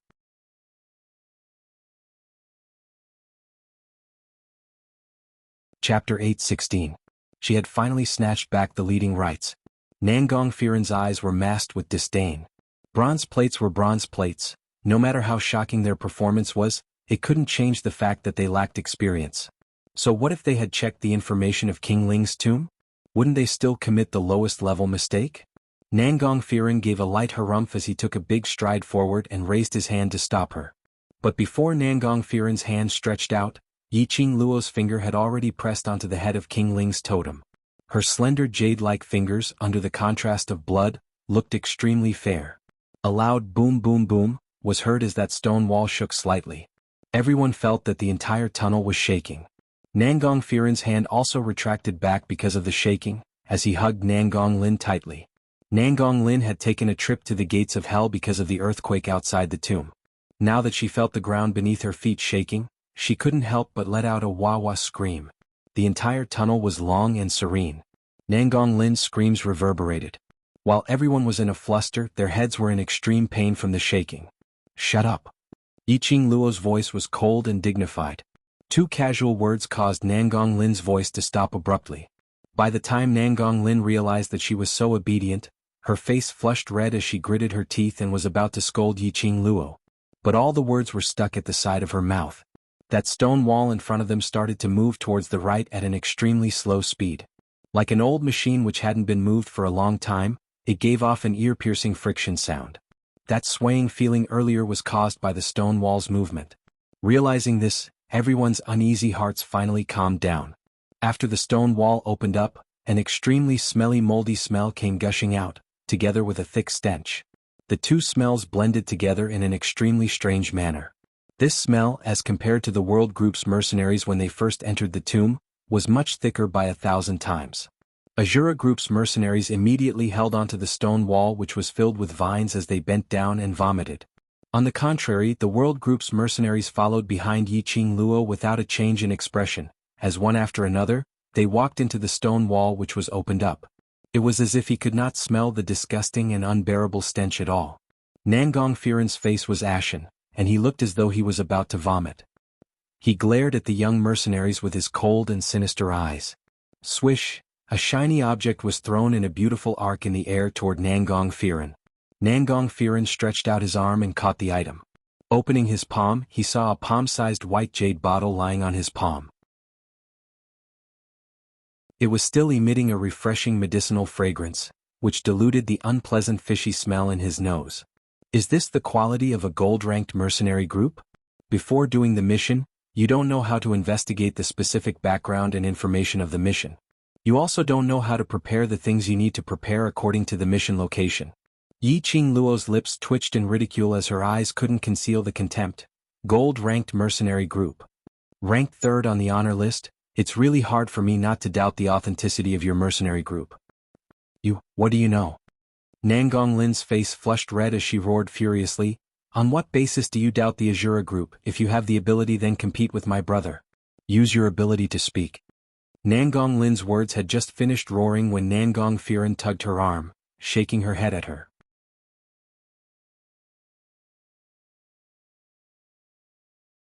Chapter 8:17. Facing Yiqing Luo's disdain and ridicule, Nangong Firen was filled with rage. But he couldn't utter a single word of rebuttal. Because every single word that Yiqing Luo said was the truth. The bottle was filled with air-freshening pills. There were more than 50 refreshing pills. No wonder. After they found out that the World Group had drawn a random mission which was the Ling King's tomb mission, they waited in the tomb for a few hours but the World Group didn't appear. The mercenaries of the World Group weren't like other mercenary groups.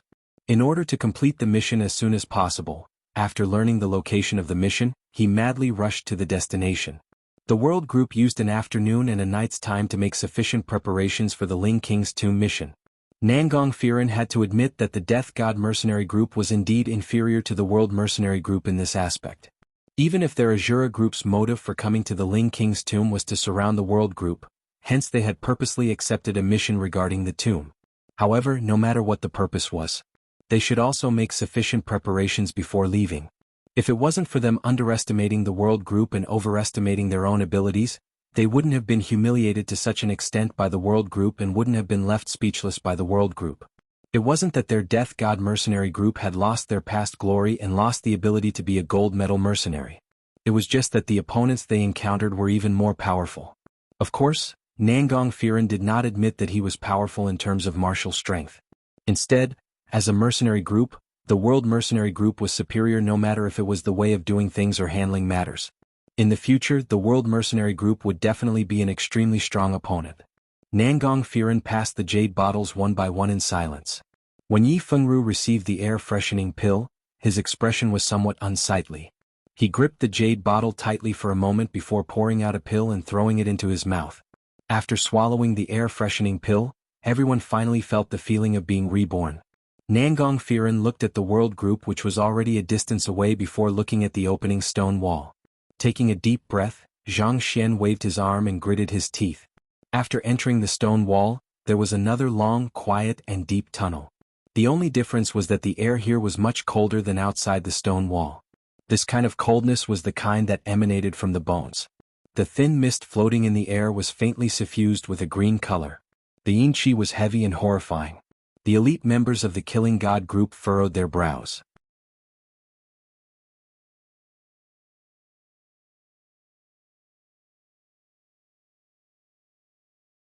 Chapter 8:18. Ordinary corpses would definitely not be able to nurture such a huge number of corpse worms. With so many corpse worms appearing, it indicates that we are not far from the Guardian Corpse King. The World Group's mission was to bring the Guardian Corpse King back. To the World Group to be able to reach the Guardian Corpse King's array, it should be a joyous matter. But Yiqing Luo only felt strange. According to the 3000 Peach Blossom Group's information on Ling King's tomb, the tomb is set up with arrays and mechanisms, and if one is slightly careless, one's head would be separated from his body. But we're about to reach the Guardian Corpse King's array, but we haven't met with any danger along the way. Not to mention mechanisms, there wasn't even a single bit of array at all. The only danger was this wave of corpse worms. How could it be so smooth? Thinking back to when they were at the outer boundary, the sudden collapse of the tomb, Yiqing Luo was even more certain that her earlier guess was probably true. There was another group of people at the bottom of the tomb. These arrays and mechanisms were settled by that group of people. To be able to reach the bottom of the tomb without any casualties. The other party, who on earth were they? They actually had such ability? Yiqing Luo's expression turned increasingly grave. Yiqing Luo's words were clearly heard by every single mercenary in the world group. They also realized that there wasn't any danger along the way, and it was merely the tranquility before the storm. This mission in Ling King's tomb was much more dangerous than what they had imagined. The world group's emotions had also affected the Azura group's side. Nangong Firen's attention was totally placed on Yiqing Luo, as his eyes didn't conceal his interest towards her at all. Seeing Yiqing Luo's expression gradually turning grave and finally becoming more and more solemn, his heart also started to tremble fiercely. He knew in his heart that the journey ahead would probably be filled with danger. He retracted his gaze and took a look at Nangong Lin, who was following closely beside him, as he pursed his lips and transmitted his voice solemnly through the mercenary group badge. Feng Ru, you're still poisoned, so if you meet with any danger later, you don't need to care about anything else. Just help me take good care of Lin, or will do. Yi Feng Ru frowned as his vision swept past the timid Nangong Lin. I will take care of Lin, but I'm poisoned doesn't mean that I'm useless. Up till now, no one has ever come out alive from the bottom of the Ling King's tomb, but we've walked till now, and just like what the World Group's Vice Group leader said, we're about to reach the array protecting the King Corpse. This meant that they were not far from the main tomb of the Ling King. This also meant that this was the lowest level of the tomb. Just as he finished his words, a dissatisfied expression surfaced on Zi Qianqian's beautiful face. Leader, the World Group is merely the bronze plate mercenary group that's slightly prepared for King Ling's tomb. You really believe that woman's words? Qianqian. Nangong Firen frowned and glanced at Zi Qianqian with displeasure. He knew his deputy leader's character very well, so he didn't say much. It's always good to be careful. I hope the Death God mercenary group can guarantee the glory of its own gold medal. Both groups were saying the same thing to their own teams. The environment in front of him had changed. The long and deep tunnel turned into 5 narrow paths. There was also a black coffin placed on each of the paths. Coffin? Everyone's expressions had a huge change. Nangong Firen's heart sunk. Indeed. We've really reached the array protecting the King Corpse.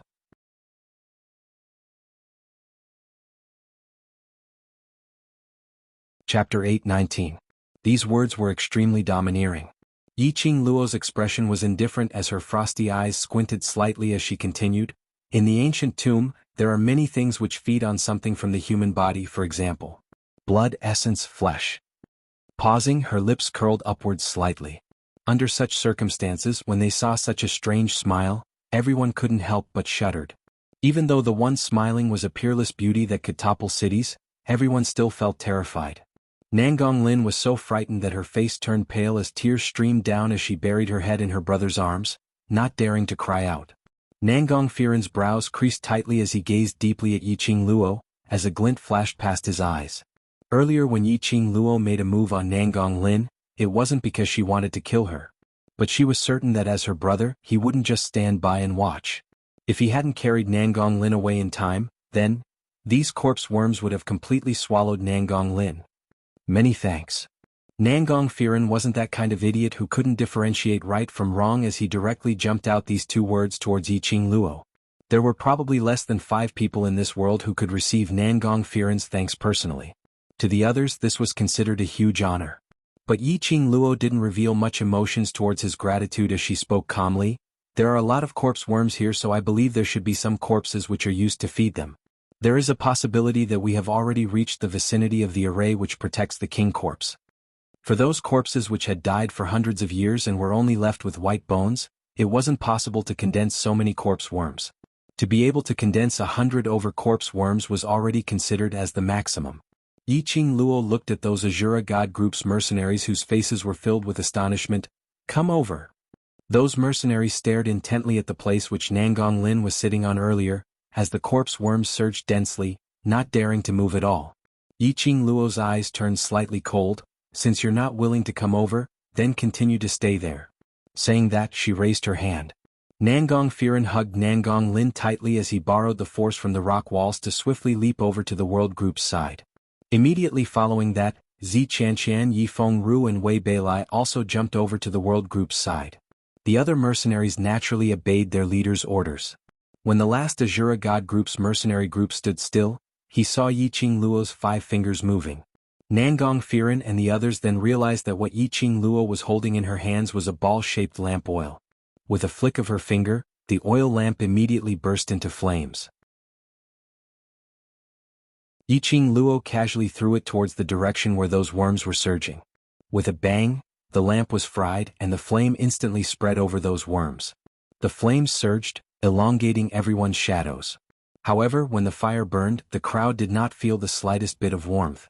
Instead, they felt that it was getting colder and colder. Thick smoke billowed and filled the long tunnel. Everyone's eyes were a little dry from the smoke. Let's go. Yiqing Luo looked at those worms which were engulfed by the flames, as her tightly knitted brows had yet to ease up. She turned around and left, and the others naturally followed suit. Long Yunzhan walked beside Yiqing Luo, and when he saw Yiqing Luo's frowning expression, he bent down slightly as he inquired softly, "What's the matter?" Yiqing Luo went silent for a moment as she transmitted her voice through the mercenary group badge. Somehow I feel that, after we entered the tomb today, everything that happened is very strange. Somehow I feel something is not right.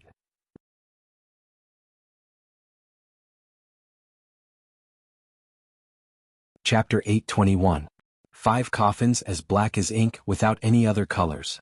The most attractive thing was the extremely complicated patterns carved on the top of the coffins. Looking closely, those patterns weren't totems but a strange array. These 5 coffins are not the real corpse king.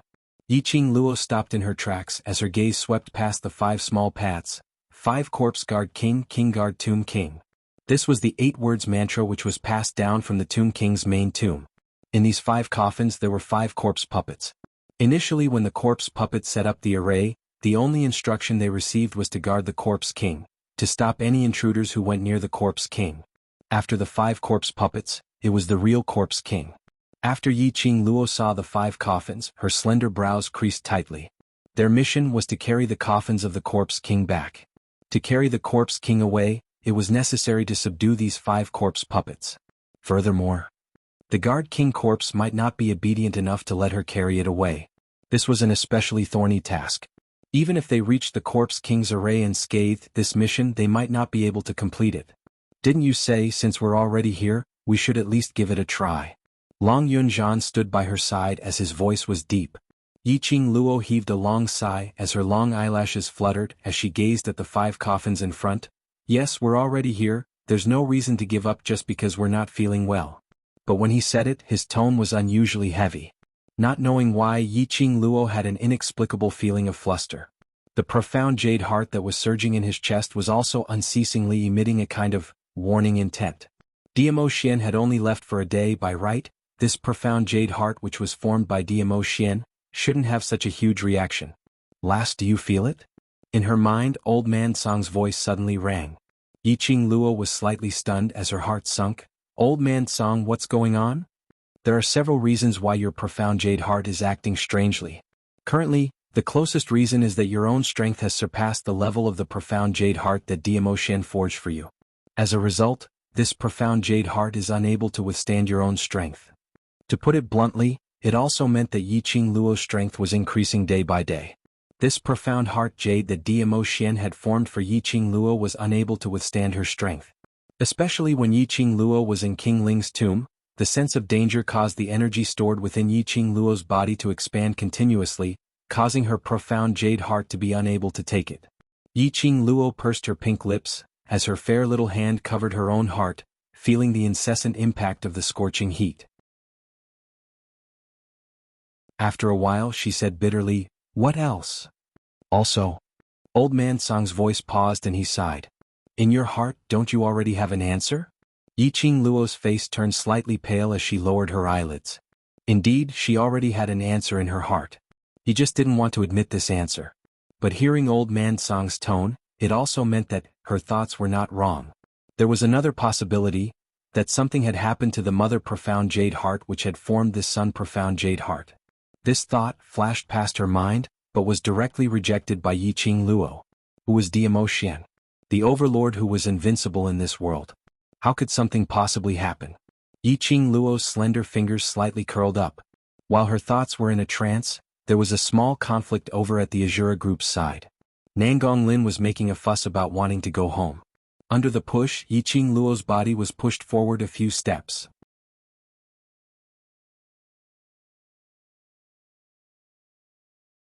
Chapter 822.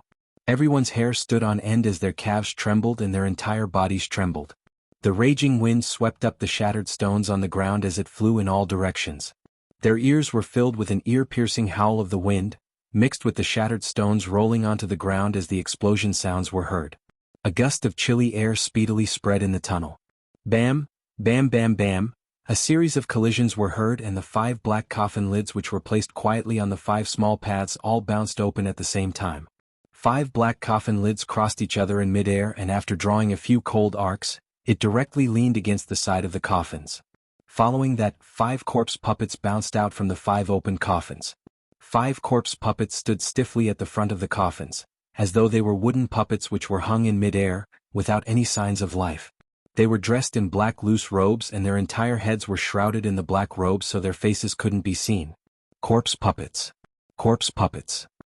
5 high-leveled corpse puppets. Ghost. Ghost. We're dead meat. 5 high-leveled corpse puppets have been awakened. The Death God mercenary group's mercenaries all shrunk backwards as no one was willing to stand at the forefront. And when they saw Yiqing Luo standing on that small path, they couldn't help but burst out curses. The World Group. Are you trying to get us killed? You obviously know the terror of the 5 corpses and still want to alarm them. These mercenaries, because Yiqing Luo had struck their pride several times, putting on a high and mighty look, they had long been dissatisfied with Yiqing Luo. Now that they saw Yiqing Luo alarmed the 5 high-leveled corpse puppets, their belly full of terror and terror exploded at this instance. The World Group's vice group leader, what's the matter with you? Once the 5 corpses are alarmed, they will kill all the intruders before they stop. Do you want us to die with you? One person opened his mouth and one after another people started to open their mouths. But when Yiqing Luo turned her eyes sideways and stared coldly at them, everyone's voices seemed to be stuck in their throats, not able to say a single word. Her ravishing look seemed to be covered with a layer of frost. Her long, narrow, and bewitching eyes shot out a piercingly cold light. It was as if being swept by her gaze would make one feel as if they were in an ice house. Especially with the 5 corpse puppets in the background. This killing gaze swept over and successfully silenced the clamoring mercenaries. Yiqing Luo stood on that small path not moving at all. After making those people shut up, she turned around and stared indifferently at the 5 corpse puppets standing upright in the coffins. Her tone was calm and no one could tell what she was feeling. The deal between the Killing God group and me is to assist the World Group to complete the Mercenary Association's mission. After the members of the Azura group heard this, they were so nervous that they had difficulty breathing. His throat felt like it was being choked by something, and it was extremely uncomfortable. Complete the Mercenary Union's mission? Bring back the coffin of the Guardian Zombie King? How could this be possible? Don't joke around. Nangong Lin shivered in Nangong Firen's arms. Corpse puppets? Those are corpse puppets. Don't tell me you want to defeat these corpse puppets? Towards the terror of the corpse puppets, she more or less understood from the mutterings of the Azura group's mercenaries. It was undoubtedly like striking a rock with an egg. No matter if we want to or not, we have no way out now. Yi Qingluo's expression was calm as she calmly opened her mouth. The corpse puppets were alarmed, which indicated that the corpse puppet array had been activated. If there was still a trace of living aura in the tomb, these corpse puppets would not return to their coffins to sleep again.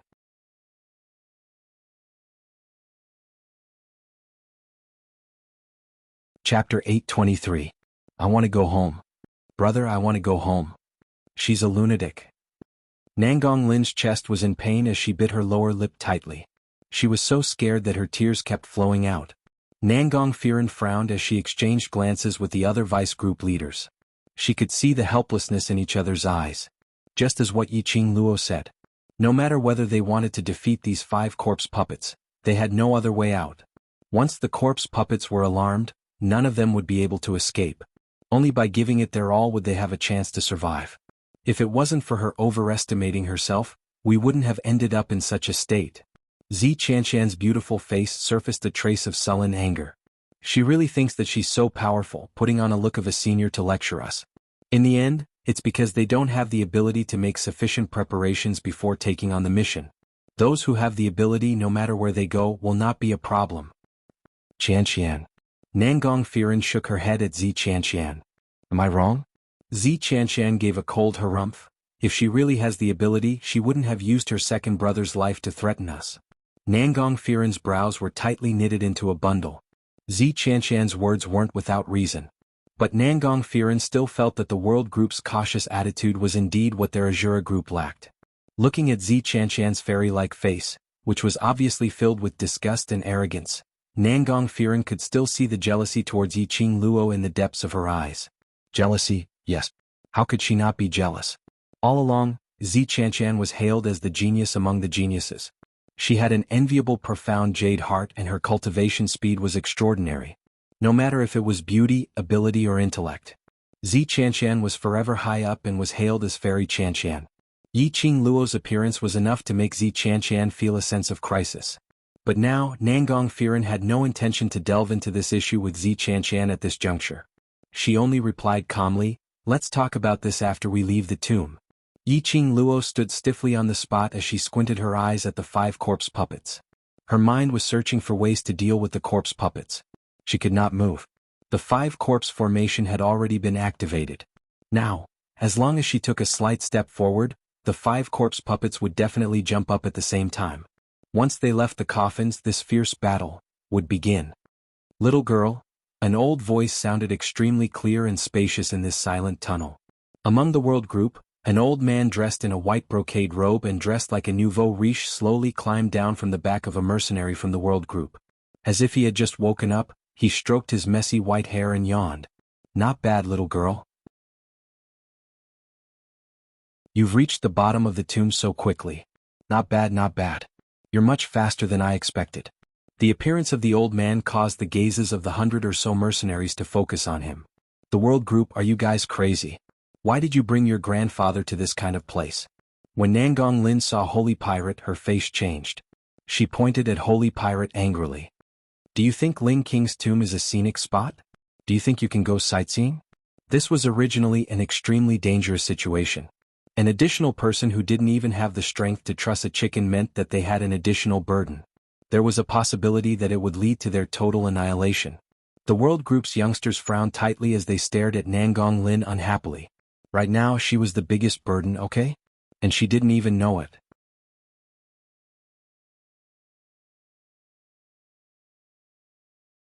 Chapter 824. Yi Qingluo's slender brows creased slightly as her charming eyes were like frost as she cried out sharply, "Shut up! Now is not the time to quarrel, gather your spirits and get into formation to defend." The world group's mercenaries retracted the thoughts in their eyes as they speedily got into formation, listening to Yi Qingluo's instructions. Nangong Firen grabbed Nangong Lin's arm as he pushed her into Yi Fengru's arms and immediately gave a stern command, "God-slaying mercenary group fully cooperate with the world mercenary group." That command was given, and although those mercenaries were dissatisfied, but they didn't show it out. As a mercenary, the most important condition was to obey all instructions. The two groups of people were already in position to prepare for battle. Yiqing Luo half narrowed her eyes as she glanced sideways at God Thief, who was standing by the side with a satisfied expression. "Come over here." God Thief was still stretching his waist when he heard Yiqing Luo's words, and in a blink of an eye, he had already appeared in front of her. Towards this kind of gloomy place, God Thief was already used to it. Not to mention that he had been imprisoned in the underground prison for 10 years, living in darkness, gloomy days. Even if he hadn't gone to Death God Castle before he was imprisoned, he had been to places like tombs quite a number of times. The current God Thief walked towards Yiqing Luo with a calm expression. Standing by the side of the 5 small paths, God Thief dug his ears. "Young lady, you need my help so soon? What weaknesses does the corpse puppet have?" Yiqing Luo rolled her eyes at him. She wasn't in the mood to joke around with him. God Thief scratched the back of his head as his face was still sloppy with an indifferent expression. But when he opened his mouth, he was extremely serious. These 5 corpse puppets were created by the combined efforts of the 4 sect masters 1,000 years ago. During the process of creation, they absorbed the heaven and earth's yin qi and the graveyard's grievance to form them, so they belong to the high-grade corpse puppets. Yiqing Luo was very clear about this point as she nodded her head and didn't say a word. After 1,000 years, these corpse puppets are only left with a set of skeletons. If they want to regain their human form, they will need to absorb living creatures, and after they merge with the living creatures, they will be able to take on the appearance of the merged living creatures. Because of this, the minute these corpse puppets moved, they would try their best to snatch the living creatures to merge with them. The corpse puppets have weaknesses, but the high-grade corpse puppets refined by the 4 great sect masters have no weaknesses. Holy Pirate stroked his white beard and gently sighed. He shook his head and said, "Normal corpse puppets, if they do not absorb yin energy or spirits, cannot use the body of a corpse puppet to continue living. To deal with normal corpse puppets, we just need to stop them from absorbing yin energy or spirits." But these 5 high-level corpse puppets have already guarded the tomb of the Ling King for 1,000 years. In addition to the endless stream of profound practitioners, grave robbers, and the other profound practitioners who have been sending over the past 1,000 years, they have long since nourished them to the point where, even after another 1,000 years, they will still be able to continue living. Holy Pirate's voice was not loud, but it traveled clearly into everyone's ears in the silent grave. Nangong Firen's expression darkened.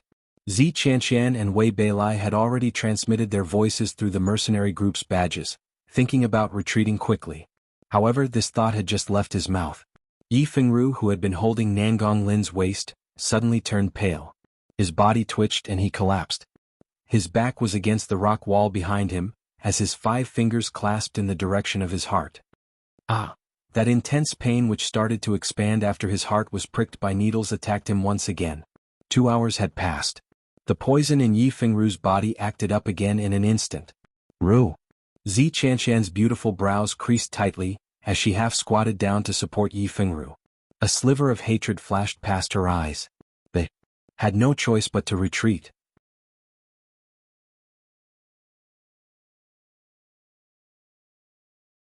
Chapter 825. Yiqing Luo shot a cold glance and her fingertips moved as she fished out a medicinal pill. "I can't move now, come over to take the medicine." The current Yiqing Luo was equivalent to a mechanism. The minute it was activated, those 5 advanced leveled corpse puppets would pounce towards them without any hesitation. Zi Qianqian was about to head over, but Yi Fengru held her hand tightly as his expression was filled with pain as he couldn't help but moan in pain. "I'll go." Nangong Lin looked at Yi Fengru with heartache as she anxiously rushed over. Dashing in front of Yiqing Luo, Nangong Lin grabbed her wrist as she barbarically pulled the medicinal pill out from her hand. Following that, she pushed Yiqing Luo harshly as she turned around and ran towards Yi Fengru. "Your mother." "Nangong Lin, are you King sick?" Yiqing Luo's expression changed drastically as an unconcealable rage surged in her chest. "Damn it. Don't be afraid of a godlike opponent, only afraid of a pig-like teammate." This Nangong Lin was simply the representative of God among the pig-like teammates. Yiqing Luo had just finished howling when the entire tomb suddenly gave off a loud sound as the ground started to shake continuously. Immediately following that, those 5 upright corpse puppets gave off a mournful howl. The sound traveled extremely far as wave after wave, irritating one's eardrums. Large pieces of rubble from the rock wall continued to fall. Some of them crashed onto the mercenaries' heads, causing a wound as their heads were filled with blood. Due to the fact that they had seen the corpse worms earlier, these mercenaries immediately took out the medicinal powder to stop the bleeding as they carelessly applied it onto their wounds. A thin layer of green mist, visible to the naked eye, gradually spread out in the tomb. The two groups of mercenary groups stared blankly at the front, at those 5 corpse puppets which had their hands stretched out facing the top of the tomb. That thin green weapon was being sucked into their bodies at an extremely fast speed. The world group quickly retreat. Yiqing Luo shouted out sharply as she grabbed onto the lazy god thief as she speedily moved backwards. The world group's mercenaries subconsciously obeyed her command as they followed Yiqing Luo to retreat. At the same time, those 5 corpse puppets leapt upwards as they speedily attacked towards their direction. Ah, help! There were a few screams. Before the death god mercenary group could react, the few elite mercenaries standing at the front had already been captured by the corpse puppets. The luminous pearl shone brightly.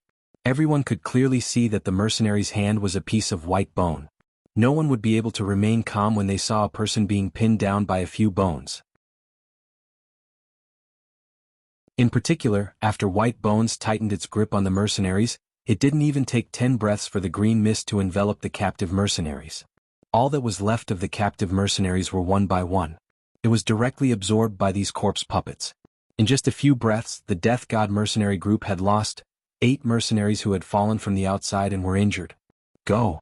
Nangong Firen's expression changed drastically as he silently scolded Yiqing Luo for not informing them first, as he immediately asked his group members to leave with Yiqing Luo. However, he did not dare to show his anger on the surface. After all, it was Nangong Lin who caused the 5 high-level corpse puppets to react. Nangong Firen regretted bringing her willful younger sister with her today. Noticing her own brother's gaze, as well as the Death God mercenary group's reproachful gazes towards her, Nangong Lin pouted her lips aggrievedly as she sobbed. I didn't do it on purpose. She only hated Yiqing Luo and casually gave her a push. Who knew that it would cause such an outcome?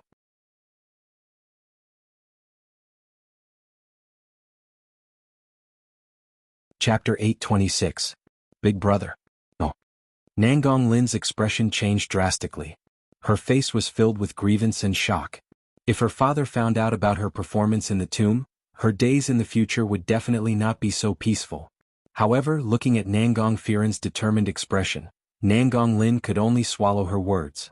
In his heart he hated Yiqing Luo even more. If it wasn't for Yiqing Luo, the Death God mercenary group wouldn't have reached the bottom of the tomb. The mercenaries that her brother had spent so much effort to train wouldn't die either. She would not be blamed by her brother. He would not let his father know about this. It was obvious that Nangong Lin had forgotten about it. Everything that had happened in King Ling's tomb was because Yi Fengru wanted to snatch the profound phoenix ring, hence he had provoked Yiqing Luo first. Yiqing Luo and the others fled extremely swiftly, and not too long later, they had already reached the place where they had set fire to those worms. Behind him, the miserable cries of the god-slaying mercenary group could be heard. Yiqing Luo didn't turn back, and neither did anyone in the world group. The fire in front of him didn't go out just because the insect carcass was burned to death. Instead, it continued to burn, and the flames rose higher and higher, as if it was going to burn the entire tomb. Nangong Firen saw the flickering flames from afar. Zi Qianshan's beautiful face was covered with anger. What a good fire. There was a raging inferno in front and a corpse puppet behind. We will all die here today. This fire was started by Yiqing Luo. Zi Qianshan naturally vented his anger on Yiqing Luo. Yiqing Luo couldn't be bothered, but Kitty Li, who had been following beside Yiqing Luo, couldn't take it. Kitty Li turned her head and made a funny face at Zi Qianshan. If it wasn't for this fire, you would have been swallowed by the corpse worms just now. Would you even have the chance to talk here? Zi Qianshan gritted his teeth as a trace of anger flashed through his eyes. Kitty Li snorted and shook her head, ignoring Zi Qianshan. The corpse puppet behind him was extremely fast. In the blink of an eye, it had already caught up. Wherever it passed, the rock walls and gravel cracked. If their legs were any slower, they would be completely absorbed by the corpse puppets. The feather fan in Yiqing Luo's hand shook and shot out a strand of silver thread, directly piercing into the crevice of the rock wall. She tugged, and after confirming her strength, she leaped. The thin silver threads reflected a cold glint. Following Yiqing Luo's strength, the silver wire continued to sway, and the place where the silver wire was fixed gave out a creaking sound of crushed stones. Yiqing Luo borrowed the strength from the surrounding rock walls and the silver wires to swiftly pass through the burning flames. Soon after, a few silver threads pierced into the rock wall one by one. The youngsters in the mercenary group didn't say a word as they followed behind Yiqing Luo speedily past the flames. The world group. You guys. Wei Beilai immediately panicked. He quickly walked forward, wanting to snatch a silver wire. But before he could step forward, he was pushed aside by the world group's youngsters. In a blink of an eye, 90 over mercenaries from the world group had already arrived at the other end of the flames. The 5 corpse puppets had already caught up. Sharp and ear-piercing corpse howls resounded. Nangong Firen threw Nangong Lin to Yi Fengru and pushed them toward the silver threads. Then, he drew his long sword and leaped into the midst of the corpse puppets to attract their attention. Brother. Nangong Lin's face turned pale as she cried out in fear. Before she could struggle to chase after Nangong Firen, her body suddenly felt light as Yi Fengru brought her along and climbed onto one of the silver threads. Zi Qianqian and the others tugged on the silver threads. Seeing that it was as thin as hair, they had some doubts in their hearts. But they used a little more strength to ascertain that it was able to withstand their weight. One by one they swiftly passed through the fire. There were a few mercenaries who were too anxious and almost fell into the fire. When the last surviving mercenary landed steadily in the middle of the bonfire, Roland's eyes lit up.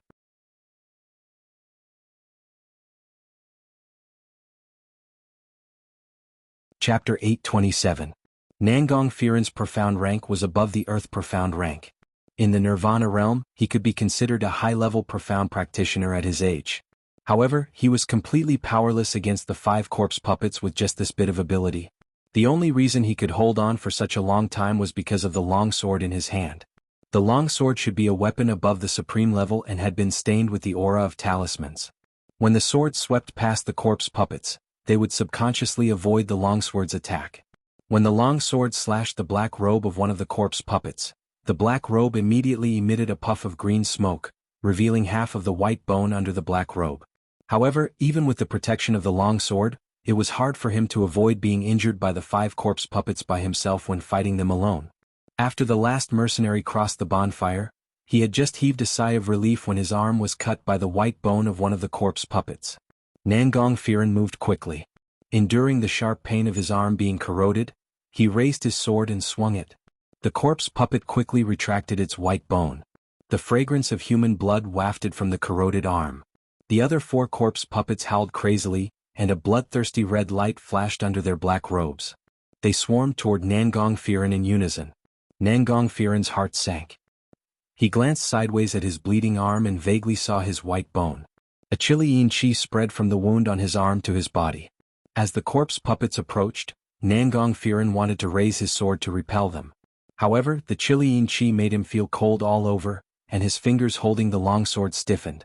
No matter how hard he tried, he couldn't move his arm. The increasingly intense yin chi was assaulting his face. Nangong Firen closed his eyes in despair. Forget it. It's worth it if I can let my brothers survive by sacrificing myself. At this moment he suddenly felt a grip on his arm. Nangong Firen felt as if something had wrapped around his body. His body suddenly became light and he was pulled by a force. Big brother? Nangong Lin's sobbing voice rang in his ears. Immediately after, a pair of ice-cold hands directly grabbed his arm. The woman's cold voice rang out, "Don't touch him. Get out of the way." Nangong Firen opened her eyes and saw a pair of emotionless eyes. Those eyes were pitch black and bright, like the resplendent stars in the sky. The corners of his eyes were long and narrow, revealing an extremely enchanting and evil charm. As it spun, it gave off a dazzling flowing light. The streak of light shot into Nangong Firen's heart. For some unknown reason, his heart was beating rapidly uncontrollably. Even his breathing became stagnant. "Don't you dare touch my brother, you wicked woman."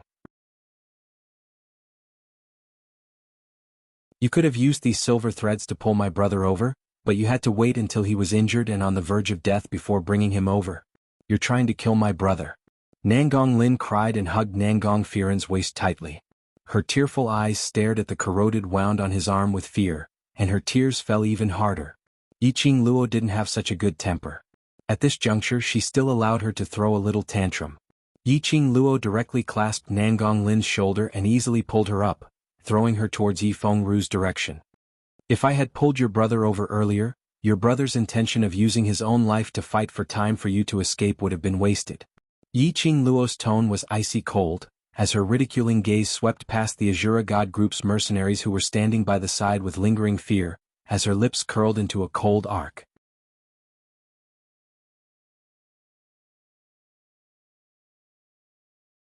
Chapter 828. When the Death God Group's mercenaries heard that, their faces flushed red as they lowered their eyelids in guilt. Earlier when their lives were on the line, all they were thinking about was how to survive. They had sufficient time to use the silver thread to cross that pile of raging fire because their group leader had sacrificed his own life to fight for time for them. Luckily Yi Qingluo made a move at the last moment. Yi Qingluo didn't have the leisure to watch the Death God mercenary group put on a show of brotherly love.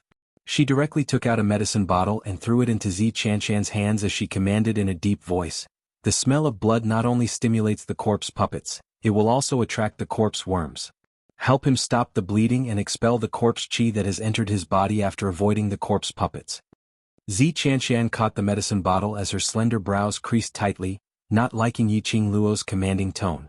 Just as she was about to retort, she saw Yi Qingluo turning her head over and the red feather fan in her hands seemed to have merged into one with the raging fire, dancing in joy on her slender jade-like fingertips. Those few silver threads which were inserted into the rock wall speedily retracted back into the feather fan. Zi Chanshan's words could only be kept in her throat. Clenching her teeth, she squatted down and started to bandage Nangong Firen's wound to stop the bleeding. Those 5 corpse puppets saw all their targets and had already crossed that ball of raging fire as they howled and charged over. Yi Qingluo used the silver threads to swiftly weave a 5-elemental enchantment on both sides of the rock wall. Following that, she took out a round oil lamp and threw it into that pile of fire as she shouted at the same time, "Run!" Although Yi Qingluo was only a copperplate mercenary group's vice group leader. But at this moment she had already become everyone's backbone. Yi Qingluo gave her command and everyone speedily turned around and ran without any hesitation. 5 corpse puppets flew forward and 5 skeletons crashed against the silver threads which had formed the enchantment, blocking them. The corpse puppets howled a few times as their ghastly white bones directly grabbed onto the silver threads. Coincidentally, the round oil lamp which Yi Qingluo threw entered the pile of fire. With a rub, the fire surged and directly burned to the highest point of the rock wall. The endless flames swallowed the 5 corpse puppets. After Yi Qingluo threw the oil lamp, she immediately turned around and displayed her smooth footwork, speedily chasing up to the others. Seeing Yi Qingluo following up, Long Yunzhan and the others who were running at the back were relieved. "Is he dead?" Qiao Jin turned his head over and asked Yi Qingluo. The other mercenaries strained their ears to listen as they ran. Yi Qingluo shook her head lightly. High-leveled corpse puppets aren't afraid of ordinary flames burning. God Thief said this before, this kind of high-leveled corpse puppets have no weaknesses at all. Then what should we do? A trace of fear appeared on Wei Bei's handsome face, and his voice trembled uncontrollably. Are we really going to die here today? As an executive group leader, every word you say is related to the mercenary's psychological state changes. Yi Qingluo didn't answer his question directly, but sneered and blamed him expressionlessly. Yi Qingluo didn't answer his question directly, but sneered and blamed him expressionlessly. Wei Bei's face darkened and he immediately shut his mouth. This woman was indeed smart and capable. But his mouth, and his arrogant attitude was really annoying. Yi Qingluo didn't care about unimportant people's thoughts. She retracted her thoughts as her gaze searched around for a way to avoid the corpse puppets. If they were chased by the corpse puppets they would appear extremely passive. There was no preparation or chance for them to counterattack. Yi Qingluo took a deep breath as her mind kept replaying the places which they had passed by along the way. Even the details of the gravel, vines, and moss were clearly reflected in his mind.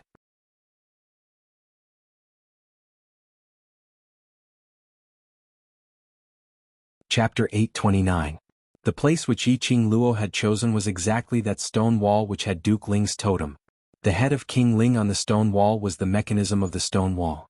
As long as he grasped this, he would have enough time to expel the corpse chi from Nangong Firen's body. The group sprinted all the way and before long they arrived at the stone wall. Yi Qingluo asked the mercenaries to return to the middle layer of King Ling's tomb and when she turned her head to take a look, she didn't see any corpse puppets chasing after them. She let out a sigh of relief. High-level corpse puppets were not afraid of fire. However, the corpse puppets were still affected. At the very least, the 5 corpse puppets would not be able to break free from the burning flames for a while. Yiqing Luo was the last to cross over the stone wall, as she speedily pressed on the stone wall. Another deafening rumbling sound rang out, and the stone door that had been opened slowly closed. Everyone breathed a sigh of relief and leaned against the wall, gasping for breath. At this moment he couldn't care less about the slippery vines and the moss that made his hair stand on end. Zi Qianqian helped Nangong Firen to sit against the rock wall. Yiqing Luo didn't waste any time as she walked straight to Nangong Firen's side and squatted down as she pulled up his arm which had been corroded by the corpse puppet. It felt extremely cold to the touch. The slightest touch was like touching ice. It was bone-chilling. Yiqing Luo's expression turned grave as she carefully sized up Nangong Firen's face. Nangong Firen closed her eyes tightly. A thin layer of cold air seeped out of her forehead, and her eyelashes were covered with a layer of white frost. The corners of his eyes were already covered with a patch of greenish-black. The situation was more serious than he had imagined. "Lass, you have to expel the corpse chi for him as soon as possible." Old Man Song's urging voice rang in his ears. "If the corpse aura pervades his heart and corrodes his profound heart jade, then he'll be hopeless." Yiqing Luo took a deep breath. As for the method to expel corpse chi, she had never dabbled in it. It was just that when he was reading the information about the Ling King's tomb last night, he had also thought about the problem of corpse chi. At that time he only asked Old Man Song about a simple method to prevent the corpse chi from entering his body, but he didn't delve too deeply into it. At this moment she could only listen to Old Man Song's instructions. Yiqing Luo flipped her palm and the red feather fan slid into her palm. She gripped the fan handle tightly and with a flick of her finger, a sharp dagger slid out. She lifted Nangong Firen's arm and was about to cut his wound with the dagger. However, Zi Qianqian grabbed his arm. "What are you doing? Let go." Yiqing Luo knitted her brows and looked at her coldly with a displeased expression. "I really doubt the real strength of the gold medal mercenary group." Her tone was full of disdain and mockery. "Ever since we entered the tomb of the Ling King, your death god mercenary group has caused trouble time and time again. You've dragged down our operation and become a burden on me." "What did you say?" Zi Qianqian was so angry that her beautiful face turned red. Her pair of cold eyes were filled with anger. Yiqing Luo gave a light humph. "What I'm saying, you know it clearly in your hearts. If I had known that you were a bunch of trash, I would never have signed that deal with you." These words were completely undisguised disdain for the god-slaying mercenary group. The World Mercenary Group's mercenaries were secretly delighted. They all gave their vice group leaders' words 32 big thumbs up in their hearts. From the start to the end, the god-slaying mercenary group had always placed themselves in a high and mighty position. As though accompanying them into the bottom level of the Ling King's tomb was a condescending act. But in actual fact, the god-slaying mercenary group's performance was totally an existence of a burden. Not only did they not have any practical use, they even kept on creating trouble which caused people to die one after another.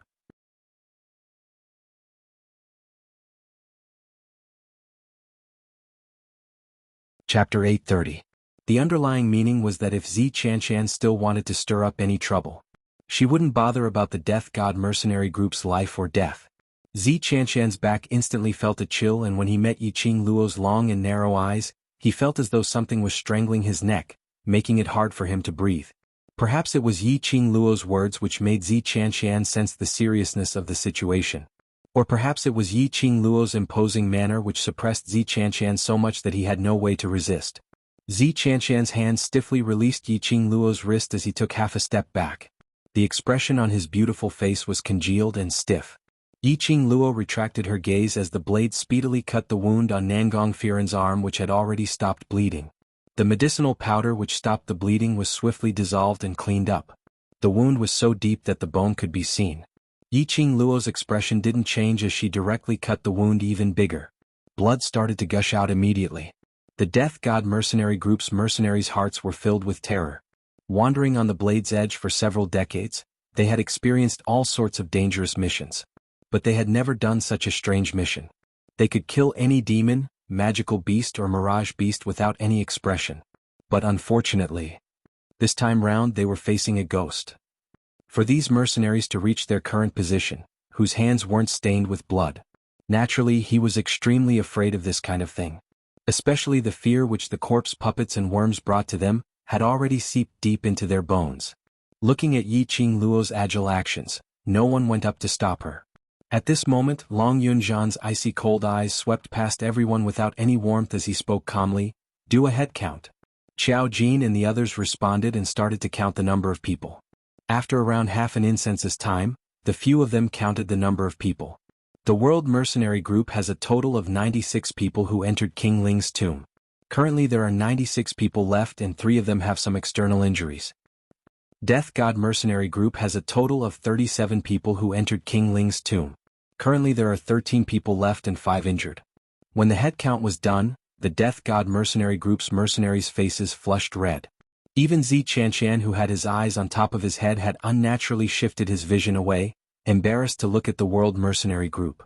From the data, it could be seen who was the real lousy teammate. Long Yunzhan did not use these numbers to speak. He continued coldly, "Take advantage of this opportunity to properly nurse your body and strength. Right now, I can't be sure how long this stone wall can stop those corpse puppets. If a battle really breaks out later, you can only rely on yourself." It was rare for Long Yunzhan to speak for such a long time, so the World Group's mercenaries immediately responded in unison. On the Azura Group's side, they looked at each other. Finally, under Yi Fengru's signal, they all sat cross-legged on the ground, closed their eyes, and stabilized the chaotic internal force in their bodies. The World Group on the other hand took out the prepared rations and water bags from their space pockets, passing them down one by one as they ate the rations in big mouthfuls. The Killing God Group and a dozen other mercenaries smelled the fragrance and immediately opened their eyes. Even in this kind of atmosphere, the ordinary dry rations that they usually disdained to eat seemed especially fragrant at this moment. 10 over mercenary stomachs couldn't help but let out a growl in response. They had been guarding the World Group outside the tomb since early in the morning and later on in King Ling's tomb, walking for over 2 hours, and having experienced so many hair-raising matters, all their energy had been depleted.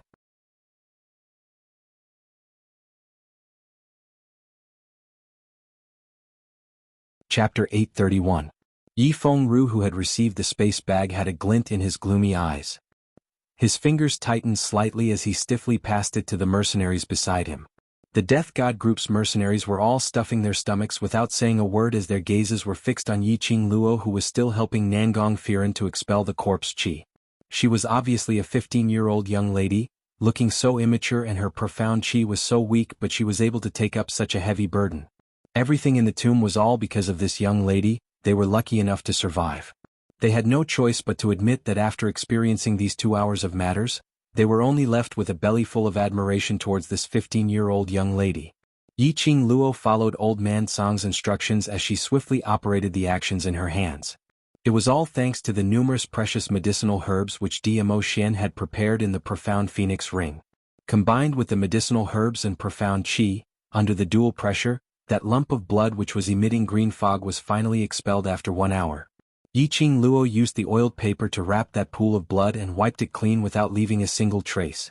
Following that, she stood up straight as she casually threw the oiled paper to Zi Qianqian. "If you don't want to attract the worms, then take good care of this bag of tainted blood." Saying that, she turned around and walked towards Long Yunzhan's direction. She received the dry rations and water bag from Long Yunzhan and started to gobble it down in big mouthfuls.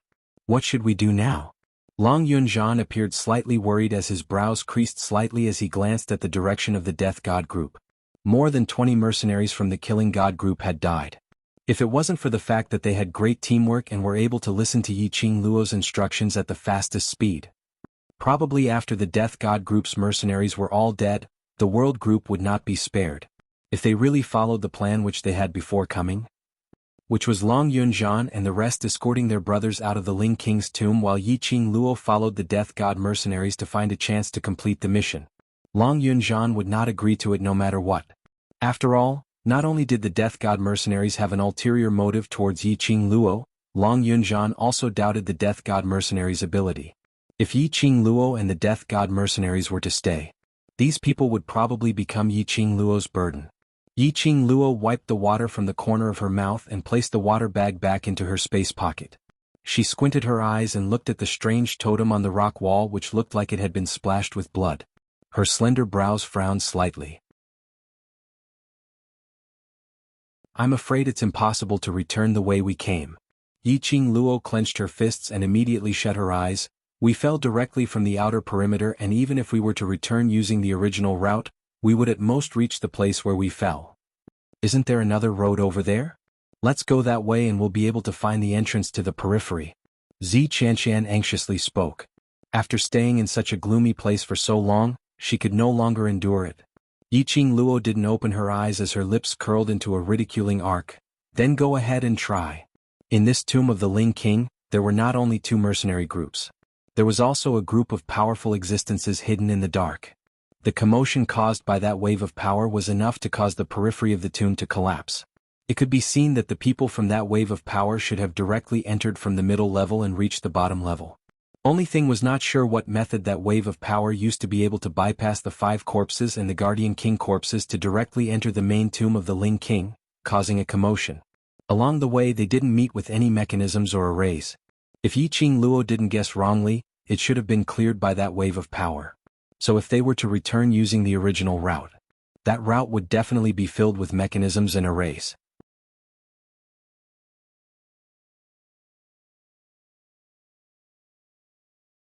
Chapter 832. Especially until now, that hidden force had yet to reveal itself. Yiqing Luo didn't believe that they had created such a huge commotion and that force had yet to discover it. Before she could guess the motive of that hidden force, Yiqing Luo didn't intend to act rashly. If Zi Qianqian wanted to court death, she wouldn't stop him. But those with brains would know that if they chose to try their luck to find the middle-level exit alone, it was simply courting death. As expected, Zi Qianqian shut his mouth. Yiqing Luo closed her eyes as though she was taking a nap to recover her energy. In actual fact, she was asking Old Man Song in her mind if there was any way to restrain the corpse puppets. God Thief couldn't explain, but it didn't mean that Old Man Song, who had lived for thousands of years, didn't know. 1 hour and there's no sound of the corpse puppets chasing after us. Apparently these corpse puppets are afraid of fire. Yiqing Luo pondered and said, but ordinary fire? I'm afraid there's no way to burn these 5 high-leveled corpse puppets. So, if I had let you pass the 2nd level of the Purgatory Tower earlier, you wouldn't be in such a predicament now. Old Man Song sighed helplessly. The 2nd level's reward can restrain the high-leveled corpse puppets? Yiqing Luo frowned as her eyes shone brightly. But in a blink of an eye, it dimmed down. Challenging the 1st level of the Purgatory Tower would take at least 1 day's time. Those 5 corpse puppets probably wouldn't give her the time to challenge them. And being in the Ling King's tomb, she wasn't at ease to directly extract her soul consciousness to challenge the Purgatory Tower. If any accident happened and her physical body was damaged, her soul consciousness and soul would be damaged. She couldn't take this risk. Whether you can restrain them or not, it's useless to say more now. Old Man Song realized that he had revealed the 2nd level of Purgatory's reward and immediately changed the topic. 5 high-leveled corpse puppet strength is equivalent to 5 sky mystic overlords. Just based on your strength, to defeat the 5 corpses is as difficult as ascending to heaven. Don't keep saying it's difficult. Give me some useful advice. Yiqing Luo wanted to roll her eyes. At this moment, couldn't Old Man Song be straight to the point? Old Man Song remained silent for a moment before he slowly said, actually there's another way, but your profound jade heart might not be able to support it. Right now, the profound jade heart in Yiqing Luo's heart had already shown some abnormalities. If he forcefully used the power of the profound jade heart in order to defeat the 5 corpses. Your target isn't the 5 corpses but the Guardian Corpse King. Once the 5 corpses die, the Guardian Corpse King will awaken. At that time, without the profound heart jade, you, who are extremely weak, might not even be able to resist a normal corpse puppet. Old Man Song's voice was exceptionally heavy. Yiqing Luo's brows twitched a few times. Say it. The atmosphere was heavy. Another hour passed. Yiqing Luo's eyes were still shut, without any reaction. If it wasn't for the occasional movement of her eyelashes, everyone would have suspected that she was asleep. There were already people on the Azura group's side who felt increasingly terrified and strange under this kind of tranquil atmosphere, and only wanted to quickly leave this place. But unfortunately, Yiqing Luo had no intention to take action. At this moment, a loud and clear howl of a corpse broke the silence. Everyone's expression changed drastically. Their gazes were all focused on the stone wall. Before the crowd could recover from their shock, the tomb began to tremble violently once more. It was accompanied by sharp howls from the corpse hag. It was the turbulence caused by the corpse hag crashing against the stone wall. Everyone's faces were steely green as one by one, they shrunk towards Yi Qingluo's direction. Yi Qingluo slowly opened her eyes, as she squinted her eyes and gazed at the stone wall.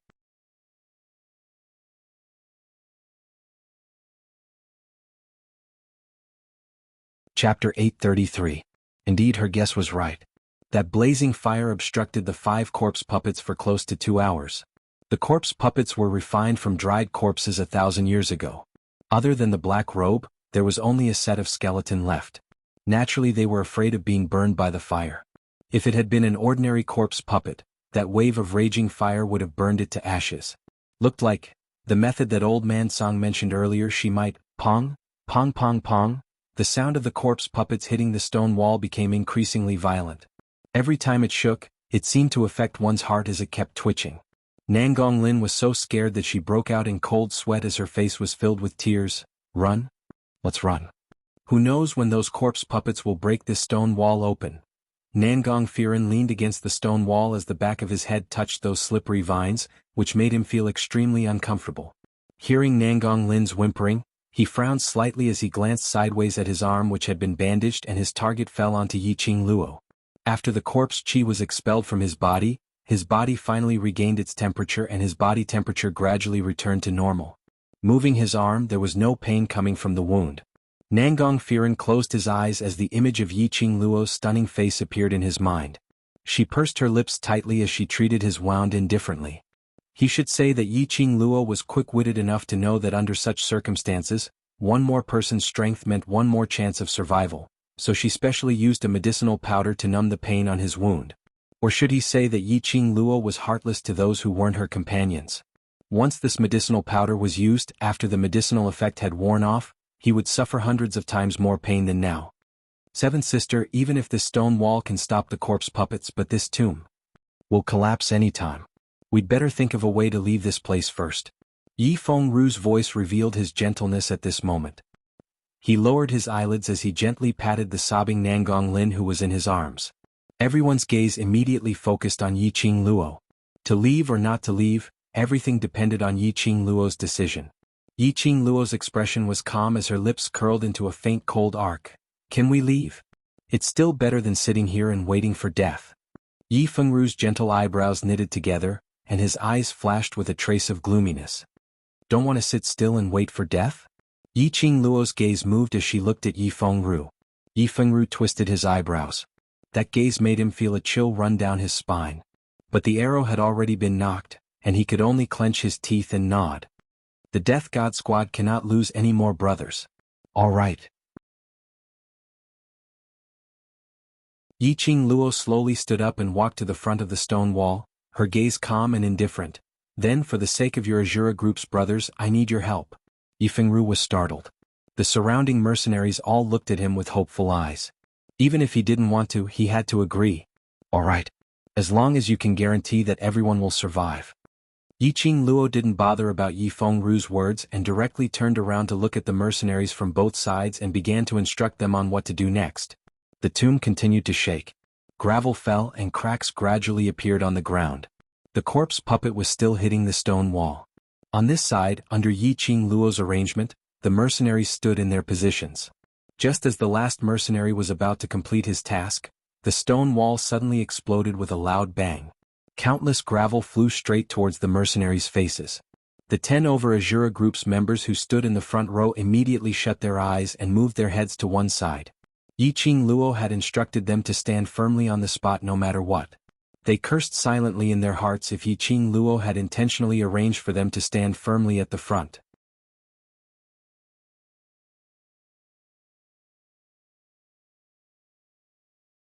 Chapter 834. The whistling wind kept ringing beside their ears as it swept up the incoming gravel. Bam! The gravel was blown off its trajectory as it crashed onto the rock wall. First row attack. Yi Qingluo's calm commanding voice was heard beside their ears. The mercenaries instinctively obeyed the command as they raised the weapons in their hands and attacked towards the 5 corpse puppets in front of them. After the rock wall was smashed open, those 5 corpse puppets instantly rushed up. The 5 corpses were burnt by the intense fire, and even though they had swallowed the air freshener pill, that burnt stench was faintly discernible in their noses. Perhaps it was because they had been burnt earlier, which infuriated the 5 corpses. The 5 corpses' howls were mournful and strange, making one's heart tremble. The first row of mercenaries were all members of the Azura group. Recalling Yi Qing Luo's serious instructions, even though they were terrified, they still went up to attack and started the mission which Yi Qing Luo had given them. The few of them worked together, but there was no way to win the advanced corpse puppets. After they wrapped the things which Yi Qing Luo had passed to them onto the 5 corpses, they swiftly retreated. The second row of mercenaries immediately went up to them. The corpse puppets had strong explosive power, but they were after all refined by a race. Other than exterminating all the living creatures in the tomb and merging them into one with themselves, they didn't know how to think about other things. Because of this, these mercenaries listened to Yi Qing Luo's instructions and wouldn't go head-on against the corpse puppets. Only when the front row attracted the attention of the corpse puppets, the back row swiftly wrapped the things onto the 5 corpses. Following that was the third row. Fourth row. By the time all the mercenaries had completed their mission and retreated to one side, they saw a black shadow leaping over the top of the tomb. It was Yi Qing Luo. She stood in the middle of the 5 corpses as her eyes were filled with a chilly glint. The black outfit wrapped around the lady's slender petite figure, and the cherry blossom on her arm was extremely eye-catching. Her slender fingers held a red feather fan, and while she didn't dare to move her fingertips, a gush of powerful aura exploded from her. Huff, huff huff, a strong gust of wind swept everything in the tomb. It was clearly only the energy of a low-level profound practitioner, yet the imposing aura it emanated and the profound energy that swept out from the feather fan was so sharp, unstoppable, and intimidating. Yi Qing Luo's footwork changed rapidly, not daring to make any mistakes. The feather fan in his hand was constantly fluctuating with profound qi. She guided the 5 corpse puppets to move in her designated position. Those 5 corpse puppets, after chasing Yi Qing Luo for several rounds, started to howl in anger to demonstrate their might. The eerie white bone skeleton fingers turned into sharp weapons, as it directly struck towards Yi Qing Luo from all directions. Vice Commander, Qing Luo?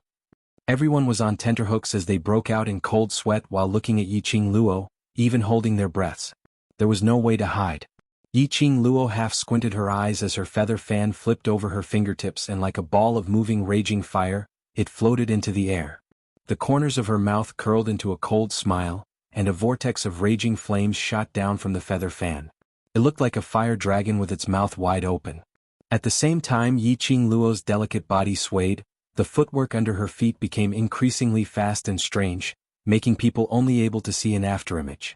Only to see Yi Qing Luo stepping on the corpse puppet, leaping up. With a somersault, she was already standing on top of the open feather fan.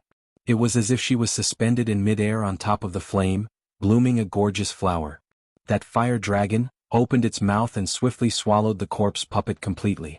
Yi Qing Luo landed lightly on the ground, stretched out her 5 fingers, and the feather fan returned to her palm.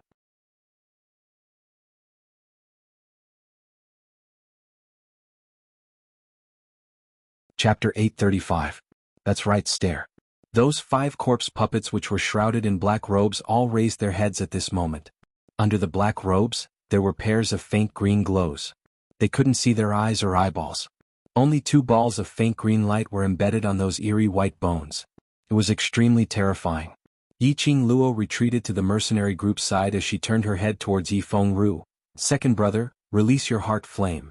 Standing by the side, Yi Fengru, who didn't understand what Yi Qing Luo needed his help, was stunned. Heart flame. Yi Qing Luo nodded calmly. Release your heart flame, the purer the better, the more vigorous the better. Yi Fengru's brows creased tightly, not understanding the meaning of Yi Qing Luo's words. Before he could ask, those 5 corpse puppets which had dispersed the fire dragon leapt towards their direction furiously. 12 balls of faint green light whizzed towards their faces, bringing along a gust of chilly air. Yi Fengru was so shocked that he retreated several steps as his heart pounded and his legs turned soft as his body kept shivering. Heart flame. By his ear was Yi Qing Luo's anxious roar. Yi Fengru didn't dare to ask what was the purpose of releasing her heart flame, as he subconsciously used his profound jade heart's energy to condense a ball of heart flame as he shot it towards the corpse puppets. At the same time, Yi Qing Luo's heart flame was also released.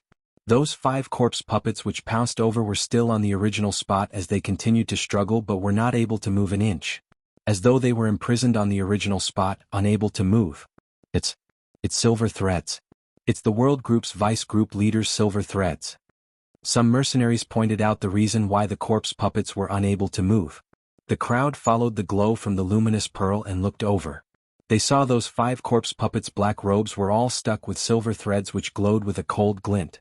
The silver threads intertwined and penetrated through the surrounding rock walls, forming a silver thread cage which bound the corpse puppets tightly, totally unable to move. Following the direction of the silver threads, the last place which the silver threads bound was that feather fan in Yiqing Luo's hands. The mercenaries suddenly realized the reason why Yiqing Luo gave each row of mercenaries a piece of silver wire to wrap around the corpse puppet's body and immediately changed to the next row.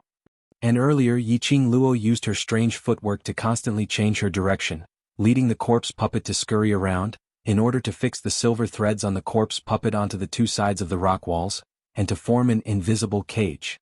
The Killing God Group's mercenaries' hearts were filled with shock, which made their admiration towards Yiqing Luo unable to be expressed in words. A 15-year-old girl actually possessed such a sharp mind and strength. At this moment, these mercenaries didn't bother to ask what Yiqing Luo needed Yi Fengru's heart flame for. Even Zi Qianshan remained silent and did not speak. The power of the heart flame was only a flame spark used by alchemists to refine medicinal pills. It could only be used to refine medicinal pills. It was useless for other things. Yiqing Luo wanted to use her heart flame to burn the corpse puppet? This thought was soon confirmed. After Yiqing Luo and Yi Fengru released the power of their heart flame, Yiqing Luo's entire body seemed as though it was enveloped by a ball of blazing fire. But in an instant that powerful energy had completely fused the 2's heart flame's energy, directly crashing onto the corpse puppet which was bound. Everyone's vision fell onto the corpse puppet's side. After the heart flame fell onto the corpse puppet's body, it instantly engulfed the 5 corpse puppets. In the air there was an extremely unpleasant burnt smell. No one discovered that the powerful energy earlier was shot out from Yiqing Luo's wrist.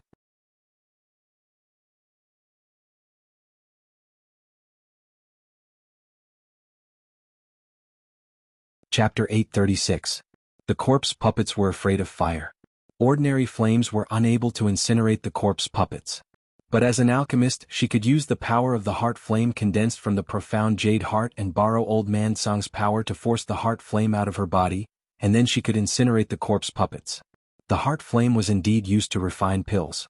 To other living things it had no use at all. But to the corpse puppets it was extremely useful.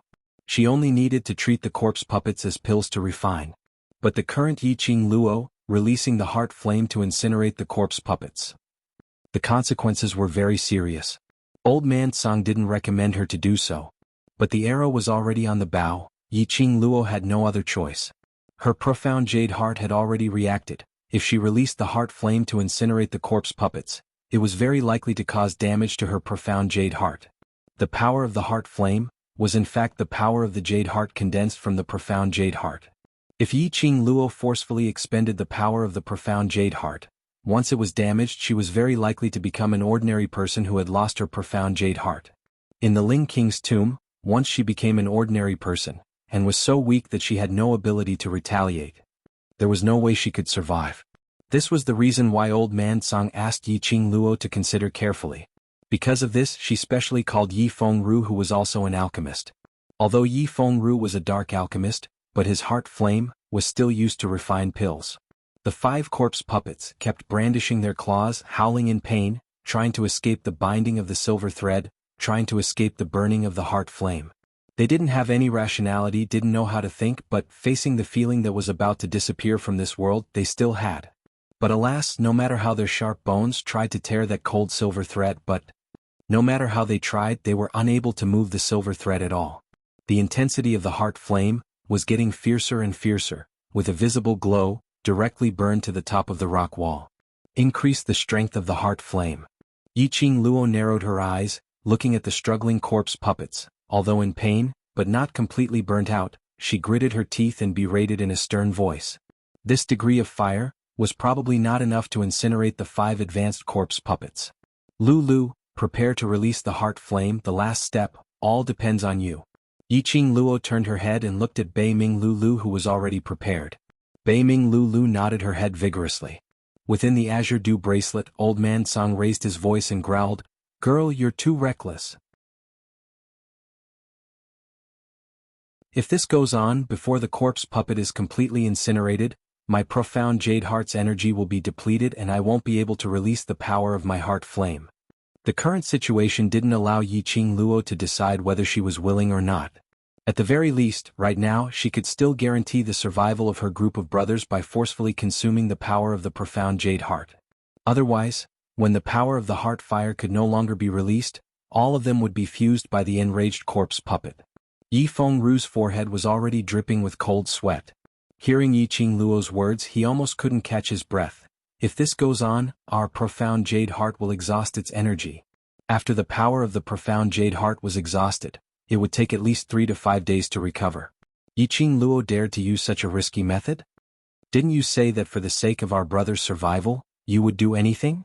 Yiqing Luo scoffed lightly as her lips curled into a smirk of ridicule. Why, you can't even do such a small thing. At this moment, if one were to take a closer look, one would be able to tell that Yiqing Luo's eyes were hiding a smear of strenuous effort and stubbornness.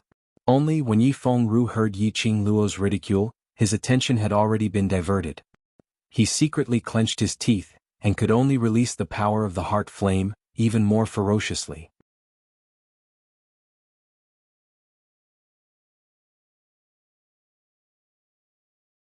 Chapter 837. In her chest there seemed to be a raging fire, incessantly burning. Wave after wave of scorching sensation whizzed towards her heart. Yiqing Luo's breathing became heavy. She clenched her teeth, forcing herself to take a deep breath, trying hard to maintain the momentum of the heart fire. Lass, you can't continue to be brave. Let the divine doctor from the Bei Ming family come over and take over. This profound jade heart of yours can no longer be used up. Old Man Song's tone was solemn as he berated her. Yiqing Luo herself also felt it. The place where the profound jade heart was hidden was completely scorching hot, as though it was about to expand and explode. That profound jade heart was also trembling non-stop, constantly sending out warnings. It wasn't that she wasn't willing to stop, but now was a critical juncture. If she stopped, she would definitely not have the energy to support another breath, to release the heart fire. Yiqing Luo took a deep breath. Sweat drenched her black hair, sweat dripping down from her forehead, wet her eyelashes.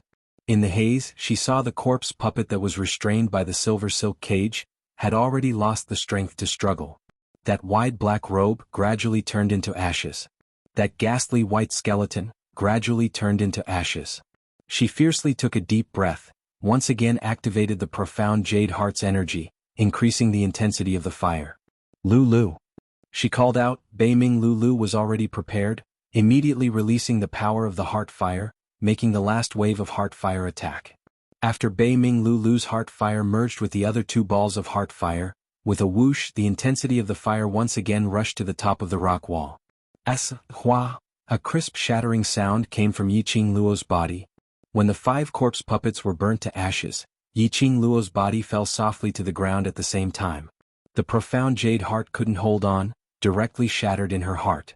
Yiqing Luo could even clearly feel that the 2 halves of the profound jade heart gradually disappeared without a trace of breath. Pain immediately attacked her entire body. Yiqing Luo coughed lightly, her petite body lying on the ground, trembling slightly. Yi Fengru also went limp by the side, panting heavily, wiping off the sweat on his head. Finally, dealt with the 5 corpse puppets. Otherwise he wouldn't be able to hold on any longer. Yi Fengru was sweating profusely, panting heavily as he turned his head to look at the girl beside him. Yiqing Luo's condition seemed to be much more serious than his. His face was deathly pale and his forehead was covered in cold sweat. She trembled and lay on the ground powerlessly. Even her breathing was so light that it seemed like it would stop in the next second. Yi Fengru's handsome face revealed a faintly discernible expression. His eyes slowly narrowed, and a sharp glint flashed in his eyes for a moment before disappearing. Jean? Yiqing Luo's voice was extremely weak as she slowly raised her hand, wanting to ask Long Yunjian to carry her away. She knew that after losing the profound heart jade, she would become an ordinary person. However, he didn't expect that he would be so weak. She couldn't even move her body. Now even a Tom, Dick, or Harry could easily take her life. Yiqing Luo gave a bitter smile as her lips twitched. Long Yunjian's heart had been hanging by a thread, as he kept an eye on Yi Qingluo's condition. The minute he heard Yi Qingluo calling his name, he immediately walked over. Only the next second, Long Yunzhan's expressionless face turned steely green and black. Yi Fengru. Long Yunzhan's icy cold voice sharply called out Yi Fengru's name. Yi Qingluo was in a daze, almost fainting. Suddenly her body felt heavy and she hazily opened her eyes, meeting Yi Fengru's gloomy eyes. You're tuning in to the Han Li's Wuxia Adventures YouTube channel. We're so grateful for your support, and don't forget to subscribe to join us on this incredible journey through captivating stories. Your generosity through donations truly makes a world of difference, as it's the primary source of revenue that allows me to expand and enhance this channel for you. Thank you from the bottom of my heart for being a part of this adventure.